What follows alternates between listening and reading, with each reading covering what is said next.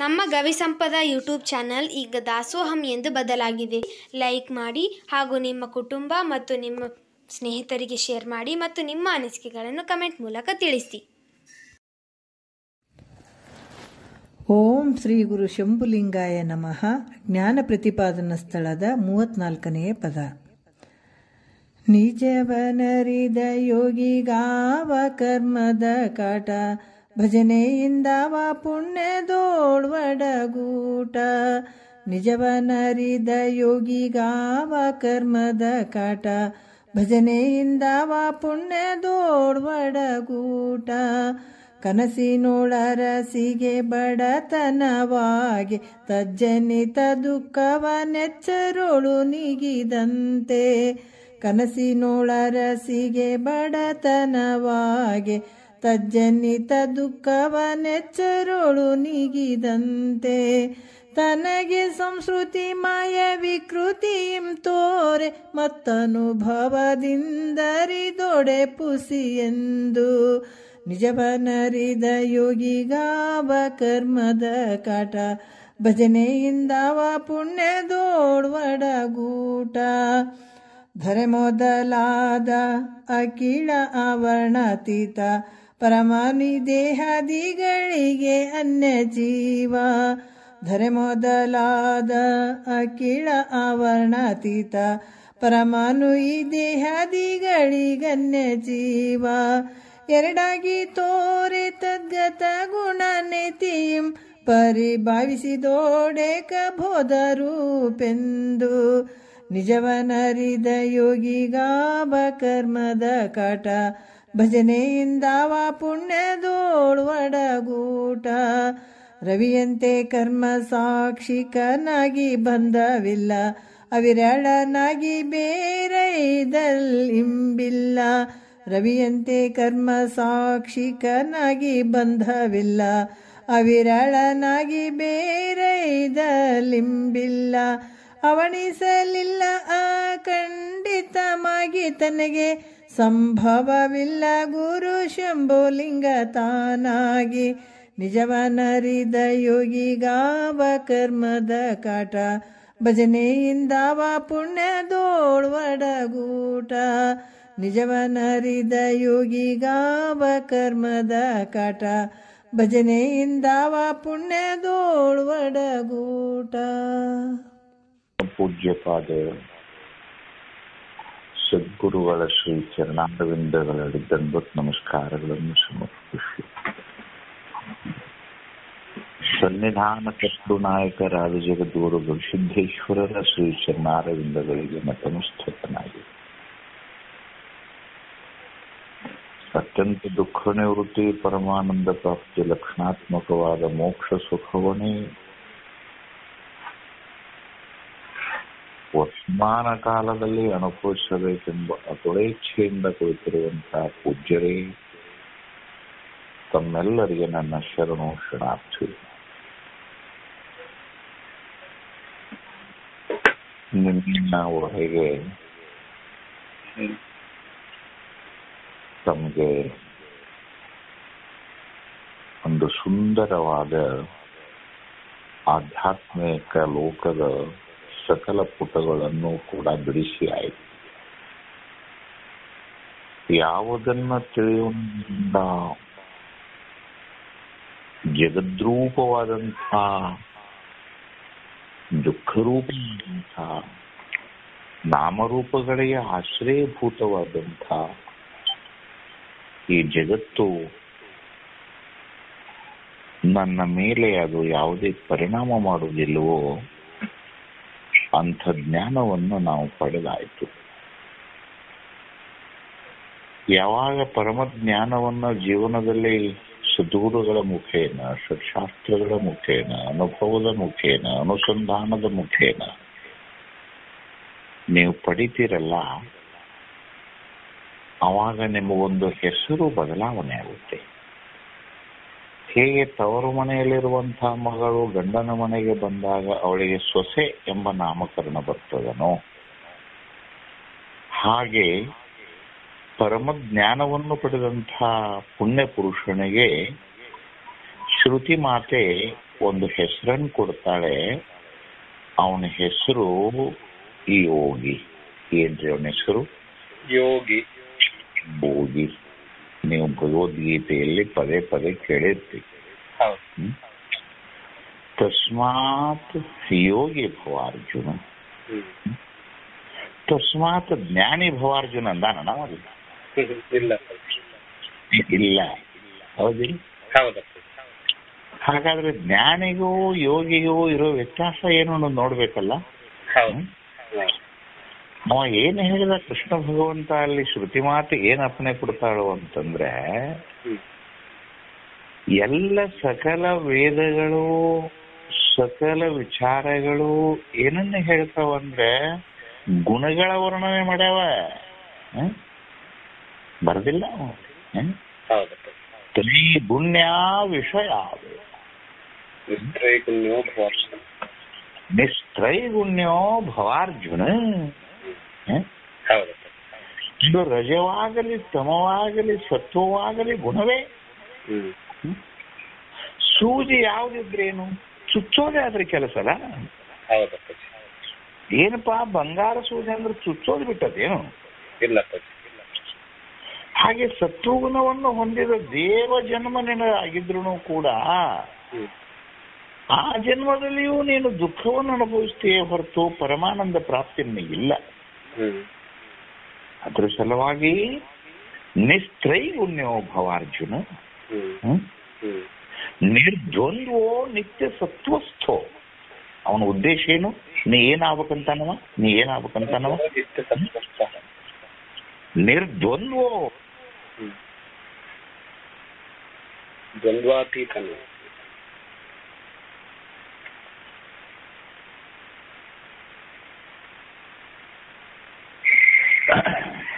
ಏನ್ ಏನ್ ಏನ್ ಏನ್ ಇಚ್ಛಾ ಅದರಿಪ್ಪ ಒಂದು? ನಿರ್ದ್ವಂದ್ವೋ ನಿತ್ಯ ಸತ್ವಸ್ಥಃ ಅಂದ್ರೆ ದ್ವಂದ್ವಾತೀತ. ನಿರ್ದ್ವಂದ್ವ ಅಂದ್ರೆ ಏನು? ನಿರ್ದ್ವಂದ್ವ ಅಂದ್ರೆ ಏನು? ನಾನು ಬೇರೆ ಜಗತ್ತು ಬೇರೆ, ಅಥವಾ ನಾನು ಬೇರೆ ದೇವ ಬೇರೆ. ಹೌದಿ? ಬೇರೆ ಬೇರೆ ಭಾವಿಸಿ ಬ್ರಹ್ಮಜ್ಞಾನ ಒಂದಿಲ್ಲದಿರೇ ತೋರದಯ್ಯೋ ಅನ್ನೋದನ್ನ ಹಿಂದೆ ನೋಡಿದೆ. ಇಲ್ಲಿವರೆಗೆ ಅದ್ವೈತ ಭಾವನೆ ನಿನ್ನಲ್ಲಿ ನೆಲೆಗೊಳ್ಳುವುದಿಲ್ವೋ ಅಲ್ಲಿವರೆಗೆ ದುಃಖ ನಿನ್ನನ್ನು ಬಿಡುವುದಿಲ್ಲ. ನೀನು ಅಂಸಾರಿ ಪುರುಷನಾಗಿ ಬಂದ್ರೂ ದುಃಖ ನಿನ್ನ ಬಿಡ್ಲಿಲ್ಲ. ಮೀರಿ ಹೋಗುವರಾರೋ ವಿಧಿಯ ನಿಯಮವನ್ನು ಮೂರು ಮೂರ್ತಿಗಳಾದ ಸುರ ನರರೊಳು ಅಂತ ಹೇಳಿ ಮಹಲಿಂಗರಂಗರ ಅರ್ಪಣೆ ಮಾಡಿದ್ದಾರೆ. ಹರಿಯು ಹತ್ತವತಾರವನ್ನೆತ್ತಿ ಪರಿಪರಿಯ ಹತ್ತವತಾರವನ್ನೆತ್ತಿದಂತ ಶ್ರೀಮನ್ನಾರಾಯಣನು ಕೂಡ ಹುಟ್ಟಿ ಬಂದ ನಂತರ ಸುಖವಾಗಿದ್ದಾನ? ಏನ ನೀ ಕೂರ್ಮಾವತಾರ ತಾಳಿದ್ರು ಅಷ್ಟೇ ಅದ, ಮತ್ಸ್ಯಾವತಾರ ತಾಳಿದ್ರು ಅಷ್ಟೇ ಅದ, ಬೌದ್ಧಾವತಾರ ತಾಳಿದ್ರು ಅಷ್ಟೇ ಅದ, ನೀನು ಕೃಷ್ಣಾವತಾರ ತಾಳಿದ್ರು ಅಷ್ಟೇ ಅದ. ಹುಟ್ಟೆ ದೇಹ ದೇಹವೇ. ದೇಹ ಅಂತಂದ್ರೆ ಅದು ಧಾತುಗಳ ಸಂಗಮ. ದೇಹ ಅಂದ್ರೆ ಏನು? ಸಪ್ತಧಾತುಗಳ ಸಂಗಮ. ಆ ಧಾತುಗಳ ವೈಪರೀತ್ಯ ನನ್ನ ದೇಹದಾಗ ಐತಿ, ನಿಮ್ಮ ದೇಹದಾಗ ಇಲ್ಲ ಅನ್ನೋ ಹಂಗೈತನ? ಇಲ್ಲ. ಅದು ಧಾತು ರೀ, ಅದ್ರ ಕೆಲಸ ರೀ ಅದು. ಇಂಥ ಎಲ್ಲವನ್ನು ನೋಡಿಕೊಂಡು ಕೃಷ್ಣ ಭಗವಂತ ಏನ್ ಅಪ್ಪಣೆ ಕೊಟ್ಟ ಅಂತಂದ್ರೆ ದ್ವಂದ್ವಾತೀತನಾಗು, ನಿತ್ಯ ಸತ್ವಸ್ಥೋ ಅಂದ್ರೆ ಸದಾ ಆತ್ಮಾಭಿರಾಮನಾಗಿ ನಿಲ್ಲು. ಕೊನೆಗೆ ನನ್ನ ಆಶೀರ್ವಾದ ಏನದ? ತಸ್ಮಾತ್ ಯೋಗಿ ಭವ ಅರ್ಜುನ. ನೀನು ನನಗೆ ಹಿಂಗಾಗಬೇಕಂತ ನನ್ನ ಇಚ್ಛಾ ಆಗಲ್ಲ ಅರ್ಜುನ. ನೀನು ಜ್ಞಾನಿಯಾಗಿ ಎಲ್ಲೋ ಒಂದು ಮೂರ್ತಿಗತೆ ಕುಂಡ್ರಂತ ನನ್ನ ಯೋಚನೆ ಇಲ್ಲ. ನನ್ನ ಯೋಚನೆ ಏನೈತಂದ್ರೆ ನಿನ್ನ ಕೈಗಳಿಂದ ಕೆಲಸಗಳು ಭಯೋದಾರ್ಪಿತವಾಗಿ ನಡೆಯಲಿ. ನಿನ್ನ ಪಾದಗಳು ಲೋಕ ಕಲ್ಯಾಣಾರ್ಥಕವಾಗಿ ಸಂಚರಿಸಲಿ. ನಿನ್ನ ದೃಷ್ಟಿಯಿಂದ ಜಗತ್ತು ಸಂತೋಷ ಪಡಲಿ. ನಿನ್ನ ವಾಣಿಯಿಂದ ಸಕಲರ ಮಲದೋಷಗಳು ನಿವೃತ್ತಿ ಆಗಲಿ. ಲೋಕದಂತೆ ಉಣ್ಣು, ಲೋಕದಂತೆ ಉಡು, ಲೋಕದಂತೆ ನಗು. ಹೌದಿಲ್ಲ? ಅಂದು ಉಟ್ಟು ನಕ್ಕು ನಲಿದು ಪ್ರತಿಯೊಬ್ಬರ ಜೊತೆಗೆ ಸಂತೋಷವಾಗಿದ್ದುಕೊಂಡು ಜೀವನದೊಳಗೆ ಒಂದು ಕ್ಷಣ ಹಿಂಗಣಬೇಕು, ಇದು ಇದು ನನಗೆ ಅನ್ಯ. ಏನನ್ನಬೇಕು? ಏನನ್ನಬೇಕು? ಇದು ನನಗೆ ಅನ್ಯ. ಅದರಾಗ ಇರ್ಬೇಕು. ಹೌದಿಲ್ಲ? ಅದರಾಗ ಇರ್ಬೇಕು. ಕಾರ್ಪೊರೇಟರ್ ಇರ್ತಾರೆ ಅಥವಾ ಬ್ಯಾಂಕ್ ಕ್ಯಾಶಿಯರ್ ಇರ್ತಾರೆ, ಸಂಚಾಲಕ ಕೋಟಿ ಕೋಟಿ ಹಣ ಎಣಿಸ್ತಾರೆ, ಹೊಸ ಒಂದು ಟ್ರೆಜರಿಗೆ ಒಪ್ಪಿಸಿ ತಮ್ಮ ಸ್ಕೂಟರ್ ತಗೊಂಡು ಹೋಗ್ಬಿಡ್ತಾರ. ಹಂಗೆ ಈ ಲೋಕ ಇದು ಪರಮಾತ್ಮನ ಬ್ಯಾಂಕ್. ಇದು ಈ ಪರಮಾತ್ಮನ ಬ್ಯಾಂಕಿನೊಳಗೆ ನೀ ಹೆಂಗಿರ್ಬೇಕಪ್ಪ ಅಂತಂದ್ರೆ ಸಂತೋಷವಾಗಿ ಕೆಲಸ ಮಾಡಬೇಕು, ಸಂತೋಷವಾಗಿ ಊಟ ಮಾಡಬೇಕು, ಸಂತೋಷವಾಗಿ ಜನರ ಜೊತೆಗೆ ಇರಬೇಕು. ಸಂತೋಷವೇ ನಿನ್ನ ಜೀವನ. ಹೌದು. ಏನು ಜ್ಞಾನಿ ಆಗು ಅಂತ ಹೇಳಿ ಮೈಮ್ಯಾಗಿನ ಬಟ್ಟಿ ಕಳೆದು ಎಲ್ಲೋ ಒಂದ್ ಕಡೆ ರಟಗೊಳಿಕೆ ಅದ್ರೊಳಗೆ ಹೋಗಿ ಕುತ್ಕೊಂಡ್ರಷ್ಟ ಜ್ಞಾನಿಯಪ್ಪ. ಹೊರಗಡೆ ಸಂಸಾರದಲ್ಲಿ ಇದ್ರು ಜ್ಞಾನಿ ಅಲ್ಲ ಅಂತ ಏನಿಲ್ಲಲ್ಲ ವಿಚಾರ. ಎಲ್ಲೋ ಕಿಸುಟ್ಟು ಕೆಟ್ಟ ಸತ್ತು ಹೋಗೋಕ್ಕಿಂತ ದುಡಿದು 4 ಹೂ ಬೆಳೆಸಿ 4 ಚೀಲ ನೆಲ್ಲು ಬೆಳೆಸಿ 4 ಮಂದಿ ಊಟ ಹಾಕಿ ಸಂತೋಷ ಪಟ್ರೆ ಯಾಕೆ ಪಡಬಾರ್ದು ಹೇಳಿ? ಏನಪ್ಪಾ ನಾವು ಜ್ಞಾನಿಗಳಾಗಿವಿ ಅಂತಂದಿಂದ ಈ ಲೋಕದ ವ್ಯವಹಾರ, ಈ ಲೋಕದ ಕರ್ಮ ನಮಗೆ ಸಂಬಂಧ ಇಲ್ಲ ಅಂತ ಹೇಳಿ ಒಂದು ದವ್ಯಾಕ್ ಕೊಟ್ಟಿರ ತಿಟ್ಕೋರಿ. ನೀವೇನು ಅಂತರ್ಲೆ ಹಾರಾವ್ರದಿರೇನ? ಇಲ್ಲ. ಏನು ನಿಮ್ಮ ದೇಹ ಏನ್ರ ವಾತ ಪಿತ್ತದಿಂದ ಮುಕ್ತಾಕತನ ಇನ್ನ ಹೆಚ್ಚಾಕತಿ? ಹೌದಿಲ್ಲ? ಅದರ ಬದಲಾಗಿ ಇನ್ನೊಂದು ಈಶ್ವರನ ತೋಟದಲ್ಲಿ ನಾನೊಬ್ಬ ಮಾಲೀಕ ಅಂತ ತಿಳ್ಕೊಂಡು ಸಂಚಾಲಕ ಚಂದ ಕೆಲಸ ಮಾಡಿ ಚಂದ ಆರಾಮ ಊಟ ಮಾಡಿ ಇರೋದು ಚಲೋ ಅಂತೀರೋ? ಏನೆಲ್ಲಾರು ಹೋಗಿ ರಟಗೊಳಿಕೆ ಕುಂಡ್ರಲಿ ಅಂತೀರೋ? ಲೋಕಕ್ಕೆ ನೋಡಿ ಸಂತೋಷ ಆಕತ್ ನೋಡ್ಕೋರಿ. ಲೋಕ ಇದು ನಗಬೇಕು. ಇದು ಈಶ್ವರನ ತೋಟ. ಇಲ್ಲಿ ಹೂಗಳು ಬೆಳಿಬೇಕು, ಹಣ್ಣುಗಳು ಬೆಳಿಬೇಕು, ಹಕ್ಕಿಗಳ ಹಾರಬೇಕಿಲ್ಲೇ. ಹೌದಿಲ್ಲ? ಹೌದಿಲ್ಲ? ಅಂಥದ್ದನ್ನ ಇವತ್ತು ಅವ್ರು ಏನ್ ಮಾಡಕ್ ಹೊಂಟಾರಂದ್ರೆ ಶಿಷ್ಯನಿಗೆ ಹೇಳಿದ್ರು, ನೋಡಪ್ಪ ಆತ್ಮನ ಲಕ್ಷಣಗಳು ಅನಾತ್ಮದ ಲಕ್ಷಣಗಳು ಎಲ್ಲವನ್ನು ನಿನಗೆ ಜೀವನದಲ್ಲಿ ಹೇಳಿ ಆಯ್ತು. ಅನಾತ್ಮ ವಸ್ತುವಿನ ಮೋಹತ್ಯಾಗ, ವಸ್ತು ತ್ಯಾಗ ಅಲ್ಲ. ಅಲ್ಲಿ ಏನಂತ ಬರ್ದಾನಲ್ಲಮ್ಮ, ಅನಾತ್ಮ ವಸ್ತುವಿನ ಮೋಹತ್ಯಾಗವನ್ನು ಮಾಡು. ಅದೇ ಮೋಹವನ್ನ ಭಕ್ತಿಯಾಗಿ ಪರಿವರ್ತಿಸಿ ಆತ್ಮವಸ್ತುವಿನ ಮೇಲೆ ಇಟ್ಟು ಆತ್ಮಾನುಸಂಧಾನವನ್ನು ಮಾಡು ಅಂತ ಹೇಳಿ ಆತ್ಮನ ಸಮಗ್ರ ಪರಿಚಯವನ್ನು ಮಾಡಿಕೊಟ್ಟವ. ಹೌದಿಲ್ಲ? ಆತ್ಮ ಸಮಗ್ರ ಪರಿಚಯ ಮುಗಿದ ನಂತರ ಶಿಷ್ಯ ಅಂತಾನೆ, ಅಲ್ಲಿ ಗೀತೆಯಲ್ಲಿ ಹೇಳುದಿಲ್ಲ, ನಷ್ಟೋ ಮೋಹ ಗೀತೆಯಲ್ಲಿ ಸ್ಮೃತಿರ್ಲಭ್ಯ ಅಂತ ಅಲ್ಲಿ ಗೀತೆಯಲ್ಲಿ ಹೇಳುದಿಲ್ಲ. ಹಂಗ ಇಲ್ಲಿಯೂ ಕೂಡ ಶಿಷ್ಯ ಏನಂತಂದ್ರೆ, ಗುರುವೇ ನಿಮ್ಮ ಪಾದದ ಪರುಷದಿಂದ ನಿಮ್ಮ ಕರುಣೆಯಿಂದ ನಾನು ನಿತ್ಯ ಸುಖಿಯಾದೆ ಅಂತ ಹೇಳಿ ಉದ್ಧಾರವನ್ನು ತೆಗೆದಾಗ ಆಗ ಮುಂದೆ ಇನ್ನು ಅವನ ಜೀವನ ಹೆಂಗನ್ನೋದು ಹೇಳ್ಬೇಕಲ್ಲ. ಬದುಕಿನ್ನ ಮುಗಿದಿಲ್ಲಲ್ಲ, ಆಯುಷ್ಯ ಮುಗಿದಿಲ್ಲಲ್ಲ ಇನ್ನ. ಈ ಆಯುಷ್ಯ ಮುಗಿಯುವವರೆಗೆ ಈ ದೇಹವನ್ನು ಹೊತ್ಕೊಂಡು ಅಡ್ಡಾಡಬೇಕಲ್ಲ. ಈ ದೇಹದ ಜೊತೆಗೆ ಸಂಬಂಧಿಗಳ ಜೊತೆಗೆ ವ್ಯವಹಾರ ಮಾಡ್ಲೇಬೇಕಲ್ಲ. ಆ ವ್ಯವಹಾರ ಮಾಡಿದಾಗ ಆ ವ್ಯವಹಾರಕ್ಕನ ಕರ್ಮ ಅಂತಾರೆ. ಈ ಕರ್ಮ ಅಂದ್ರೆ ಏನು ಅಂತ ನಿಮ್ಗೆ ವ್ಯಾಖ್ಯಾನ ಮಾಡಿದ, ಶರೀರ ವಾಣಿ ಮನ ಇಂದ್ರಿಯಗಳ ಮುಖಾಂತರ ನಡೆಯುವ ಯಾವುದೇ ಚಿಂತನೆಗೆ ಕರ್ಮವೆನ್ನುತ್ತಾರೆ ಅಂತ ಕರ್ಮದ ಪಾಠ ಮಾಡಕ್ಕಿಲ್ಲ. ಆವಾಗ ಒಂದು ದೊಡ್ಡ ಅಂತ ಸಮಸ್ಯೆ ಬಂತು. ಏನ್ ಸಮಸ್ಯೆ ಬಂತು ಅಂದ್ರೆ, ನೋಡು ಕರ್ಮವು ಜನ್ಮಕ್ಕೆ ಕಾರಣದ. ಹೌದಿಲ್ಲಪ್ಪ? ಹೌದಿಲ್ಲಪ್ಪ? ಆ ಕರ್ಮಕ್ಕೊಂದು ಫಲ ಅದನ. ಸಿಹಿ ಫಲ ಇತ್ತು ಅಂದ್ರೆ ಸಿಹಿ ಜನ್ಮ, ಅದು ವಿಷ ಫಲ ಇತ್ತು ಅಂದ್ರೆ ವಿಷ ಜನ್ಮಗಳು ಅಥವಾ ಹೀನ ಯೋನಿಗಳು. ಅಂತೂ ಏನಪ್ಪಾ ಅಂದ್ರೆ ಕರ್ಮದ ಕೆಲಸ ನಿನಗೊಂದು ಜನ್ಮವನ್ನು ಕೊಡೋದು. ಹೌದಿಲ್ಲ?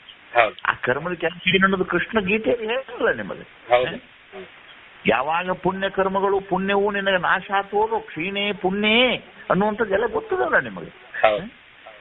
ಅಂದ್ರೆ ಈ ಪುಣ್ಯ ಪಾಪ ಕರ್ಮಗಳು ಇನ್ನು ಮ್ಯಾಲ ಜ್ಞಾನಾನಂತರದಲ್ಲಿ ಜೀವನದಲ್ಲಿ ಬದುಕ್ತಿವಲ್ಲ ನಾವು, ಮತ್ತ ಆ ಬದುಕಿಗೆ ಆ ಜ್ಞಾನೀಯ ಕರ್ಮಗಳು ಏನಕ್ಕವ?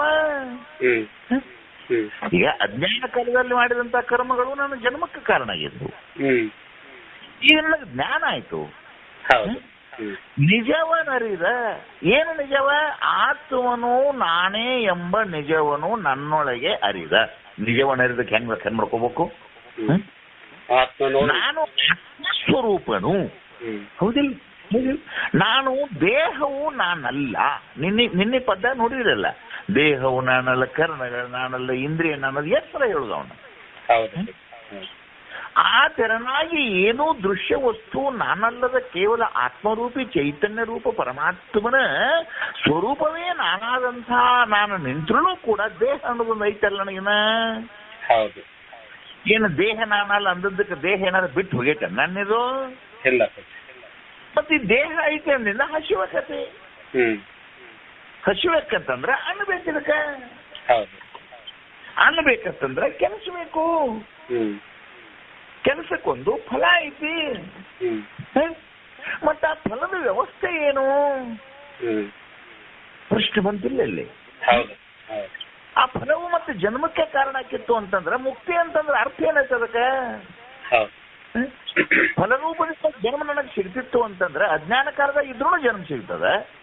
ಮತ್ತೆ ನಿಮ್ಮ ಶಾಸ್ತ್ರವನ್ನು ಕೇಳಿ ಅಧ್ಯಯನ ರೂಪ ಮಾಡಿ ಅನುಸಂಧಾನ ಮಾಡಿದ್ರು ಕೂಡ ನನಗೆ ಜನ್ಮವೇ ಬರ್ತದಂದ್ರ ನಿಮ್ಮ ಶಾಸ್ತ್ರದ ಅವಶ್ಯಕತೆ ಆಗ್ಲಿ, ಗುರುಗಳ ಅವಶ್ಯಕತೆ ಆಗ್ಲಿ, ಏನೈತೆ ನನಗೆ ಅಂತ ನಿನ್ನ ಹೃದಯದಲ್ಲಿ ಆ ಚಿಂತನೆ ಬಂದ ತಕ್ಷಣ ಉತ್ತರ ಕೊಡಬೇಕಾದದ್ದು ಶ್ರುತಿಯ ಕರ್ತವ್ಯ ಇತ್ತು. ಹೌದು. ಅದಕ್ಕೆ ಹೇಳಕತ್ತಾನೆ ನಿಜವನರಿದ ಯೋಗಿಗೆ ಆವ ಕರ್ಮದ ಕಾಟ. ನಿಜವನರಿದ ಅಂದ್ರೆ ಆತ್ಮತತ್ವವೇ ಅಥವಾ ಚೈತನ್ಯವೇ ನಾನೆಂಬ ಸತ್ಯವನ್ನು ಗುರುಶಾಸ್ತ್ರಾದಿಗಳೆಂದು ಅರಿತ ಯೋಗಿಗೆ ಅಂತಂದ್ರೇನು? ದೇಹವನ್ನು ಹೊತ್ತುಕೊಂಡು ದೇಹದ ಧರ್ಮಾದಿಗಳ ಜೊತೆಗೆ ಸಂಸಾರದಲ್ಲಿ ಇದ್ದಂತ ಏನಬೇಕು? ಯೋಗಿ. ಹೌದಿಲ್ಲ? ಅವಾಗೇನಾಗಿದೆ? ದೇಹ ಅದ, ಹೆಂಡತಿದಾಳೆ, ಮಕ್ಕಳದಾರ, ಉದ್ಯೋಗ ಅದ, ಎಲ್ಲಾದ್ರೂ ಕೂಡ ಅದಾನ. ಎಲ್ಲಾದ್ರೂ ಕೂಡ ಇದ್ರೂ ಕೂಡ ಆ ಕರ್ಮದ ಕಾಟ ಅವಾಗ ಇಲ್ಲ ಅಂತ ಅಪ್ಪಣೆ ಕೊಡ್ಬೇಕಾದ್ರೆ ಯಾಕಿಲ್ಲ ಅಂತ ಅನ್ನೋದೊಂದು ಪ್ರಶ್ನೆಗೆ ಉತ್ತರವನ್ನ ಗುರುಗಳು ಕೊಡ್ತಾ ಇದ್ದಾರೆ. ನೋಡು ತಮ್ಮ, ಯಾವುದೇ ಕರ್ಮ ಆಗಲಿ ಅಥವಾ ಅದರ ಮರ್ಮ ಆಗಲಿ, ಮಾಡುವವನು ನಾನು ಎಂಬ ಅಹಂಕಾರ ನಿನ್ನೊಳಗೆ ಇದ್ರೆ ಆ ಕರ್ಮ ಬಂದು ನಿನಗೆ ಅಂಟುತ್ತೆ. ಅಹಮಿಕೆಯೇ ನಿನ್ನಲ್ಲಿ ನಾಶವಾಗಿ ಅಲ್ಲೇ ನಿನ್ನೆ ಗದಗಿನೊಳಗೆ ಅಪ್ಪ ಅವ್ರ ಒಂದು ಪ್ರವಚನ ಮಾಡೋತ್ನ ಭಾಳ ಚಂದ ಒಂದು ಯೋಚನೆ ಹೇಳ್ಯಾರ. ಸಂಜೆ ತನಕ ನಿದ್ದೆ ಬಂದು ತಿಳಿಮಿಂಗಿ ಮೇಲೆ ಮಣಕೋಳು ಮಠ ಈ ಸಂಸಾರ ನಂದ್ ಅನ್ಬೇಕಂತ. ಮಣಕೋಳು ಮಠ ನಂದ್ ಅನ್ಬೇಕಂತ, ಮಣಕೋಳು ಮುಂದ ನ ತೆಗೆದು ನೀ ಮಾಡ್ಬೇಕಂತ. ಎಷ್ಟು ಸಲ ಹೇಳ್ಯಾರ ನೋಡೋದನ್ನ. ಮಣಕೋಳು ಮಾಟ ಏನ್ ಅನ್ಬೇಕು? ಅದಕ್ಕೆ ನಂದ್ ಅನ್ಬೇಕು. ಮಣಕೋಳು ಮುಂದೆ ನ ತೆಗೆದು ನೀ ಹಚ್ಚಿದರೆ ನಿಂದು. ಹೌದಿಲ್ಲ? ಅಂದ್ರೆ ಅಹಂಕಾರ ಮಮಕಾರ ರಹಿತನಾಗಿ ಮಾಡುವಂತಹ ಕರ್ಮಗಳು ಅಪ್ಪಗಳು ಬಹಳ ಚಂದ ಹೇಳ್ತಾರೆ ಇದನ್ನ. ಒಬ್ಬ ಒಬ್ಬ ಒಬ್ಬ ಒಬ್ಬ ಒಬ್ಬ ಹಾರ್ಟ್ ಆಪರೇಷನ್ ಮಾಡುವ ಡಾಕ್ಟರ್ ಏನ್ ಮಾಡ್ತಾನಪ್ಪ ಅಂದ್ರೆ ನನ್ನ ಎದೆ ಮೇಲೆ ಚೂರಿಯಿಂದ ನಾನು ಎದೆಯನ್ನು ಸೀಳ್ತಾ. ಹೌದಾ? ಒಬ್ಬ ಕಳ್ಳನೂ ಕೂಡ ನನ್ನ ಕಿಶೆದಾಗಿನ ರೊಕ್ಕ ಇಸ್ಕೋಬೇಕಂತ ಚೂರಿಯಿಂದ ನನ್ನ ಎದೆ ಹೊಡಿತಾನೆ. ಎರಡೂ ಚೂರಿಯಿಂದನೇ ಹೊಡೆದಾನ. ಡಾಕ್ಟರ್ನೂ ಚೂರಿಯಿಂದ ಹೊಡೆದಾನ, ಕಳ್ಳನೂ ಚೂರಿಯಿಂದ ಹೊಡೆದಾನ. ಪಾಪ ಡಾಕ್ಟರ್ಗೋ ಕಳ್ಳಗೋ ಅಂತಂದ್ರೆ ಪಾಪ ಕಳ್ಳನಿಗೆ ಹತ್ತಲ್ಲದೆ ಡಾಕ್ಟರ್ನಿಗಲ್ಲ. ಡಾಕ್ಟರ್ ಹೊಡೆದದ್ದು ನನಗೆ ಆರಾಮ ಮಾಡ್ಬೇಕಂತ ಮಾಡ್ಯಾನ. ಕಳ್ಳ ಹೊಡೆದದ್ದು ನನಗೆ ನೂಸ್ಬೇಕಂತ ಹೊಡೆದಾನ. ಅಂದ್ರೆ ಅದ್ರ ಹಿಂದ ಹೇಳ್ಬೇಕಾದದ್ದು ಏನಂದ್ರೆ, ಎಲ್ಲಿ ಹಿಂದ ಕರ್ಮದ ಹಿಂದ ಅಹಮ್ಮದ ಅಲ್ಲಿ ಆ ಕರ್ಮ ನಿಮ್ಮ ಅಕೌಂಟಿಗೆ ಬರ್ತದೆ. ಅದು ಪರಮಾತ್ಮನ ಪ್ರೀತಸ್ಥವಾಗಿ ಮಾಡುವಂತಹ ಸಕಲ ಕರ್ಮಗಳು ಆ ಫಲವನ್ನು ನಿನಗೆ ಕೊಡದೆ ಬಾಳೆಯ ಗೊನೆಯಂತೆ. ಅರ್ಥಗಳೊಂದು ಬಾಳ ಚಂದ ಹೇಳ್ತಿದ್ರು ಇದಕ್ಕೆ. ಮೊದಲು ಜವಾರಿ ಬಾಳೆ ಅಂತಿರ್ತಿದ್ದು, ಆ ಜವಾರಿ ಬಾಳಿದು ಒಂದು ಸಲ ಅದ ಕಾಯಿ ಹಾಕಿದ್ದನ್ನು ಕೋದ ಬಿಟ್ರಿ ಅಂದ್ರೆ ಮರಳಿ ಕಾಯಿ ಬಿಡೋದಿಲ್ಲ. ಅಂದ್ರೆ ಜನ್ಮ ಅಲ್ಲಿ ಮುಗಿತದ್ರದ್ದು. ಹಂಗ ಜ್ಞಾನಿ ಒಂದು ಜನ್ಮದಲ್ಲಿ ಮಾಡಿ ಇವತ್ತಿನ ತನಕ ಮಾಡಿದ ಎಷ್ಟೇ ಕರ್ಮಗಳನ್ನು ಮಾಡಿದ್ರು ಕೂಡ ಅವನು ಅಹಂಕಾರ ರಹಿತನಾಗಿ ಬಿಟ್ಟ ಅಂತಂದ್ರೆ ಆ ಅಹಂಕಾರ ರಹಿತನಾದಂತ ಆ ಕರ್ಮಗಳು ಕೋಟಿ ಇದ್ರು ಕೂಡ ಅವನಿಗೆ ಏನ್ ಮಾಡೋದಿಲ್ಲ ಅಂತಂದ್ರೆ ಅವು ಫಲ ಕೊಡೋದಿಲ್ಲ, ಅವನ ಜನ್ಮಕ್ಕೆ ಕಾರಣ ಆಗೋದಿಲ್ಲ ಅನ್ನುವಂತ ಮಾತನ್ನ ಅವ ಏನ್ ಮಾಡಕ್ ಹೊಂಟಾನೆ, ಈಗ ನಿಮಗೆ ಪಾಠ ಮಾಡಕ್ ಹೊಂಟಾನೆ. ಅವ ಶಿಷ್ಯ ಅಂತಾನೆ. ಆದ್ರೆಪ್ಪ ಈ ಪಾಪ ಕರ್ಮಗಳು ಅಥವಾ ಸಂಸಾರಿಕ ಕರ್ಮಗಳು ನಮಗ್ ಫಲ ಕೊಡುದಿಲ್ಲ ಅಂತಿರಲ್ಲ, ಮತ್ತೆ ಈಶ್ವರ ಪೂಜೆ ಮಾಡ್ರಿ, ಲಿಂಗಾರ್ಚನೆ ಮಾಡ್ರಿ, ದಿನ ಭಜನೆ ಮಾಡ್ರಿ, ಸತ್ಸಂಗ ಮಾಡ್ರಿ ಅಂತಿರಲ್ಲ, ಅದ್ರ ಫಲಗಳು ಅಂತ ಹೇಳಿ ನಾವು ಅವಾಗಂತಾನೆ. ನೋಡು, ಎದ್ರ ಹಿಂದಾದ್ರೂ ಇರೋದು ಅಹಮೇ. ಪುಣ್ಯವೋ ಪಾಪವೋ ಅದ್ರ ಹಿಂದಿನ ಅಹಂ ತೆಗೆದು ಬಿಟ್ರ ಆ ಭಜನೆಯಿಂದ ಆವ ಪುಣ್ಯದೊಳಗೂಟ. ಆ ಪುಣ್ಯ ಕರ್ಮವೂ ಕೂಡ ಅದು ನಿಶೇಷವೇ. ಅದು ಏನಾದ್ರೂ ಎಫೆಕ್ಟ್ ಇದ್ರೆ ಲೋಕ ಕಲ್ಯಾಣಾರ್ಥಕವಾಗಿ ಅದು ನಡೆದಿರ್ಬೋದೇ ಹೊರತು ಆ ಪರಮ ಯೋಗಿ ಆದಂತ ಚಿತ್ಸ್ವರೂಪ ಜ್ಞಾನಿ ಆದಂತ ಆ ಜ್ಞಾನಿಗೆ ಆ ಪಾಪಕರ್ಮಗಳು ಹೆಂಗ ಅವನಿಗೆ ಇಲ್ಲವೋ ಹಂಗ ಪುಣ್ಯ ಕರ್ಮಗಳು ಇಲ್ಲ ಅನ್ನುವಂತ ಮಾತನ್ನ ಆ ಪಲ್ಲವಿಯೊಳಗೆ ಬಹಳ ಚಂದ ಕುಂಡ್ರಿಸ್ಯಾರ ಅವರು. ನಿಜವನರಿದ ಯೋಗಿಗೆ ಆವ ಕರ್ಮದ ಕಾಟ ಅಂತ ಕ್ವಶನ್ ಮಾಡ್ತಾರೆ. ಹೌದು, ಅದ್ರ ತೆಳಗೆ ಏನಪ್ಪಾ ಭಜನೆ. ಭಜನೆ ಅಂತಂದ್ರೇನು ಸತ್ಸಂಗಗಳು. ಈ ಸತ್ಸಂಗ, ದಾನಾದಿಗಳು, ಅಲ್ಲಿ ಮಾಡುವಂತ ಸೇವಾದಿಗಳು ಅವು ಏನ್ರ ಮಾಡ್ತಾವೇನು ಅಂತಂದ್ರೆ ಅವು ಕೂಡ ಅವನಿಗೆ ಮಾಡೋದಿಲ್ಲ. ಯಾಕೆ ಮಾಡೋದಿಲ್ಲ ಅಂತಂದ್ರೆ ಮೀನು ನೀರಿನೊಳಗೆ ಈಜಿದಂತೆ. ಹೌದಿಲ್ಲ? ಮೀನು ನೀರಿನೊಳಗೆ ಈಜುವಾಗ ಎಷ್ಟು ಕಿಲೋಮೀಟರ್ ಹಾದಿನಂತೆ ಅಂದ್ರೆ ನೆನಪಿಟ್ಕೊಂಡೈತೆ ಅನ್ನೋದು. ಹಾಗೆ ಆ ಸೇವಾದಿಗಳು, ಭಜನೆಗಳು, ಕೊಪ್ಪಳ ಜಾತ್ರೆ ಒಳಗೆ ಒಂದು ಚಂದ ಕೊಟೇಶನ್ ಬರೆದಿರ್ತಾರೆ. ಏನ್ ಅಲ್ಲಿ ಫಸ್ಟ್ ಹಾಡ್ಕೊಳ್ಳಿ ಎಂಟ್ರೆನ್ಸ್ಗೆ ಒಂದು ಕೊಟೇಶನ್ ಬರೆದಿರ್ತಾರೆ. ಏನು ಅಂತಂದ್ರೆ ಅದೇನಪ್ಪಾ ಅಂದ್ರೆ ಸೇವೆಯು ಹೆಸರಿಗಾಗಿ ಅಲ್ಲ, ಹಿಂಗೇನು ಒಂದ್ ಚಂದ ಬರೆದಿರ್ತಾರಪ್ಪ, ಬಾಯಾಗಿ ಬರವಲ್ಲದು. ಏನು ಅಂದ್ರೆ ಏನದು ಏನು ವೀರೇಶು ಅಲ್ಲೊಂದು ಏನೋ ಬರ್ದಿರ್ತಾರಲ್ದಮ್ಮ, ಸೇವೆಯ ಪ್ರತಿಫಲ ಸೇವೆಯೇ ಅಂತ. ಸೇವೆಯ ಪ್ರತಿಫಲ ಸೇವೆ, ಇದು ಸರಿ ಅದ. ಆದ್ರೆ ಕೊಪ್ಪಳಪ್ಪ ಒಂದು ಏನೋ ಬರ್ಸಿರ್ತಾರಪ್ಪ, ನೆನಪಾಗಲ್ಲ ನನಗೆ. ಸೇವೆಯು ಹೆಸರಿಗಾಗಿ ಅಲ್ಲ,